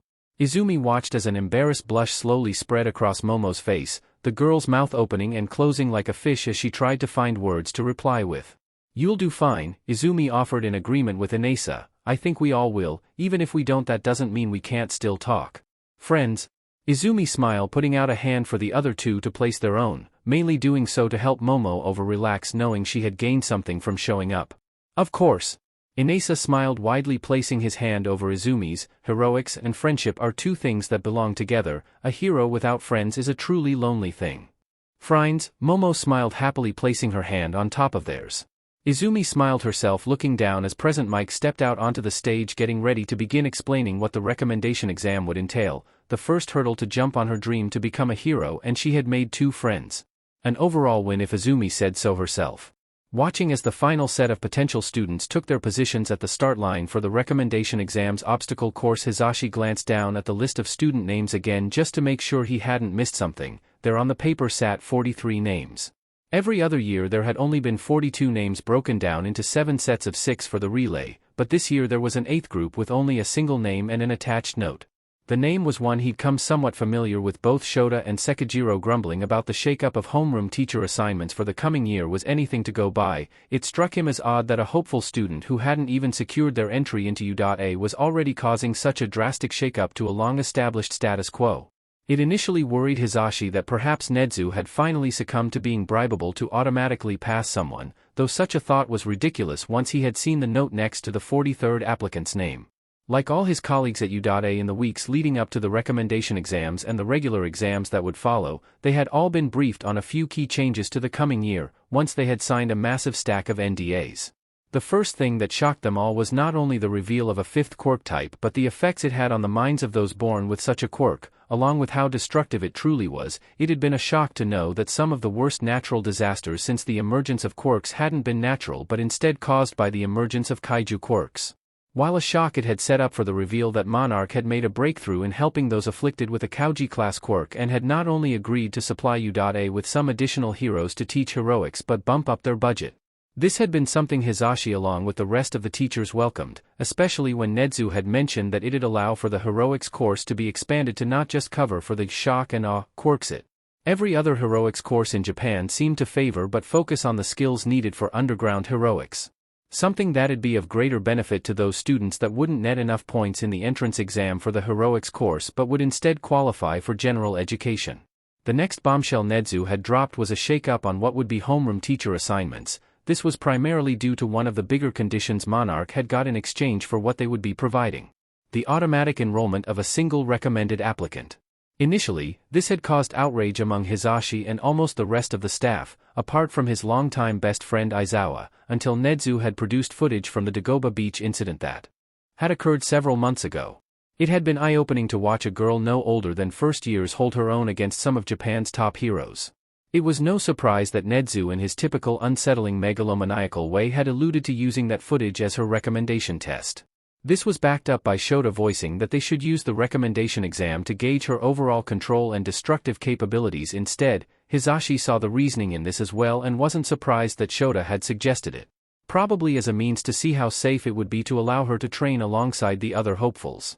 Snapping out of his thoughts, Hizashi looked up from the paper, looking over at the 6 potential students as they took their places at the starting line. While all the examinees must have held great potential to become a hero, considering they were taking the recommendation exam, only 4 of them would be granted the slots here. Well, 4 for the regular heroics track, that is as much like being able to expand the number of heroics courses available. They now also had 2 more recommendation slots open to match. These extra 2 slots, however, would be geared more for the applicants that didn't have flashy quirks and instead would be better suited for underground heroics, something Hizashi was sure Shota would enjoy, but right now his focus was on getting the last recommended relay started. Line break. Izumi rolled her shoulders as she followed behind Cementos, having been instructed to do so by Present Mike.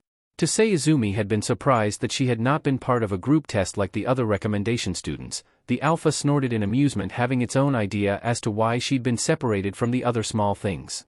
It thought the small things in charge sort to worship her like the Alpha she was, as clearly she had more strength than them. Izumi didn't agree with this idea for several reasons, the key among them being she didn't want to be worshipped at all and just wanted to become a hero to help. The alpha thought that was one of the benefits of being a hero if the amount of hero-endorsed products and brand they'd both seen was anything to go by being a hero lead to being worshipped. Before Izumi and the alpha could get into another internal argument over the difference between heroes being noble, which often generated fans, and how villains were the only ones that wanted to impose rule and worship, they were brought back to focus by Cementos coming to a stop before the large several stories tall doors of UA's training ground beta to be specific. I suppose you are wondering why you have been separated from the rest of the applicants. Cementos began as he turned to look up at the tall girl. Getting a nod in response, he continued, due to your unique quirk situation, a slightly separate exam was devised to test your overall limits. At that, Izumi felt the alpha swell in the back of her mind with a level of smugness she didn't think it could possibly have. Izumi rightly chose to ignore this and focused back on Cementos as he began to fully explain her exam. While normally this is done with the regular recommended exam, the information we have on your particular quirk, it was determined that exam would accurately give us any baseline reading on your limits. While his explanation so far made sense to her, Izumi and the alpha could both feel he wasn't telling them everything. With narrowed eyes, she focused on the concrete hero before her. You are not telling me everything, are you? It was less a question and more a statement of fact. Cementos let out a small chuckle at the girl's blunt statement before nodding. Under normal circumstances, you would be correct, Midoriya-san, but we had been advised to be honest with you to avoid any misunderstandings. Cementos thought back to the staff meeting where Nedzu had revealed UA's increased budget from Monarch as well as the only real concession he had to make for it. Mainly he was remembering how Nedzu had explained in detail how Izumi Midoriya's psychiatric assessment Monarch had carried out showed that her primal instincts still strongly resonated with the girl and would likely perceive lying and misinformation as a threat. This likely would lead to her reacting, in her own mind at least, with appropriate force, but to most, it would be a violent overreaction.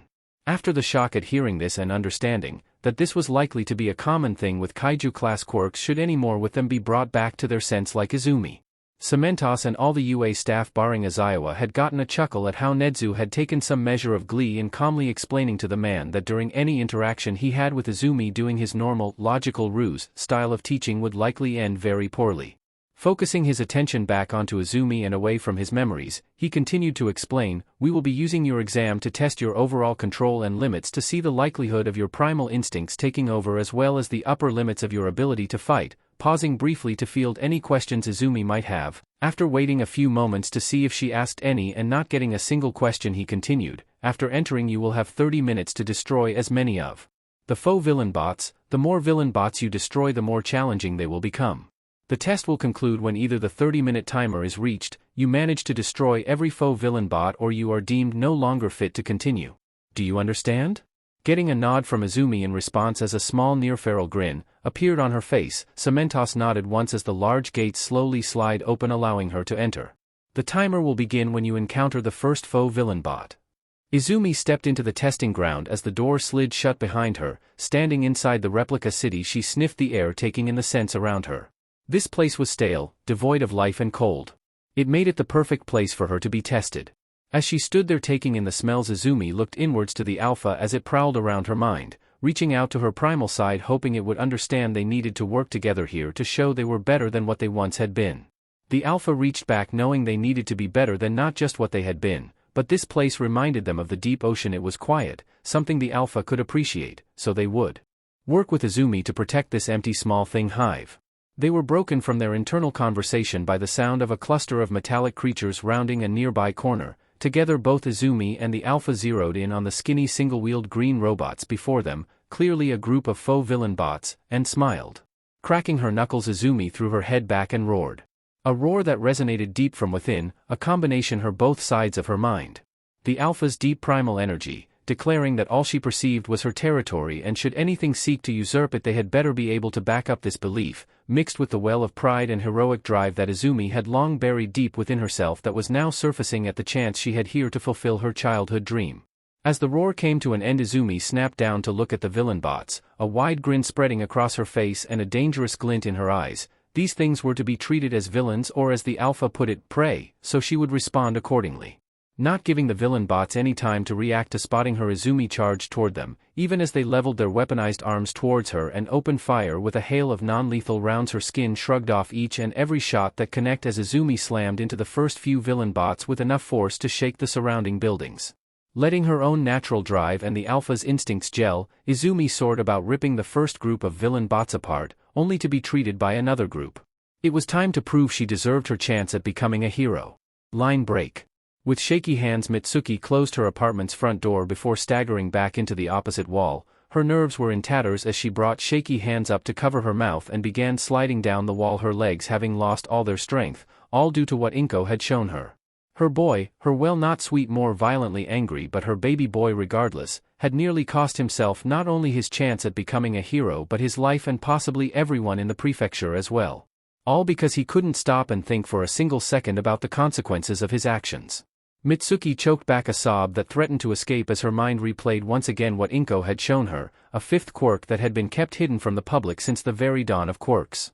It was a global conspiracy theory if she had ever heard one, but one that in a twisted way made sense simply due to the destructive nature of the quirk.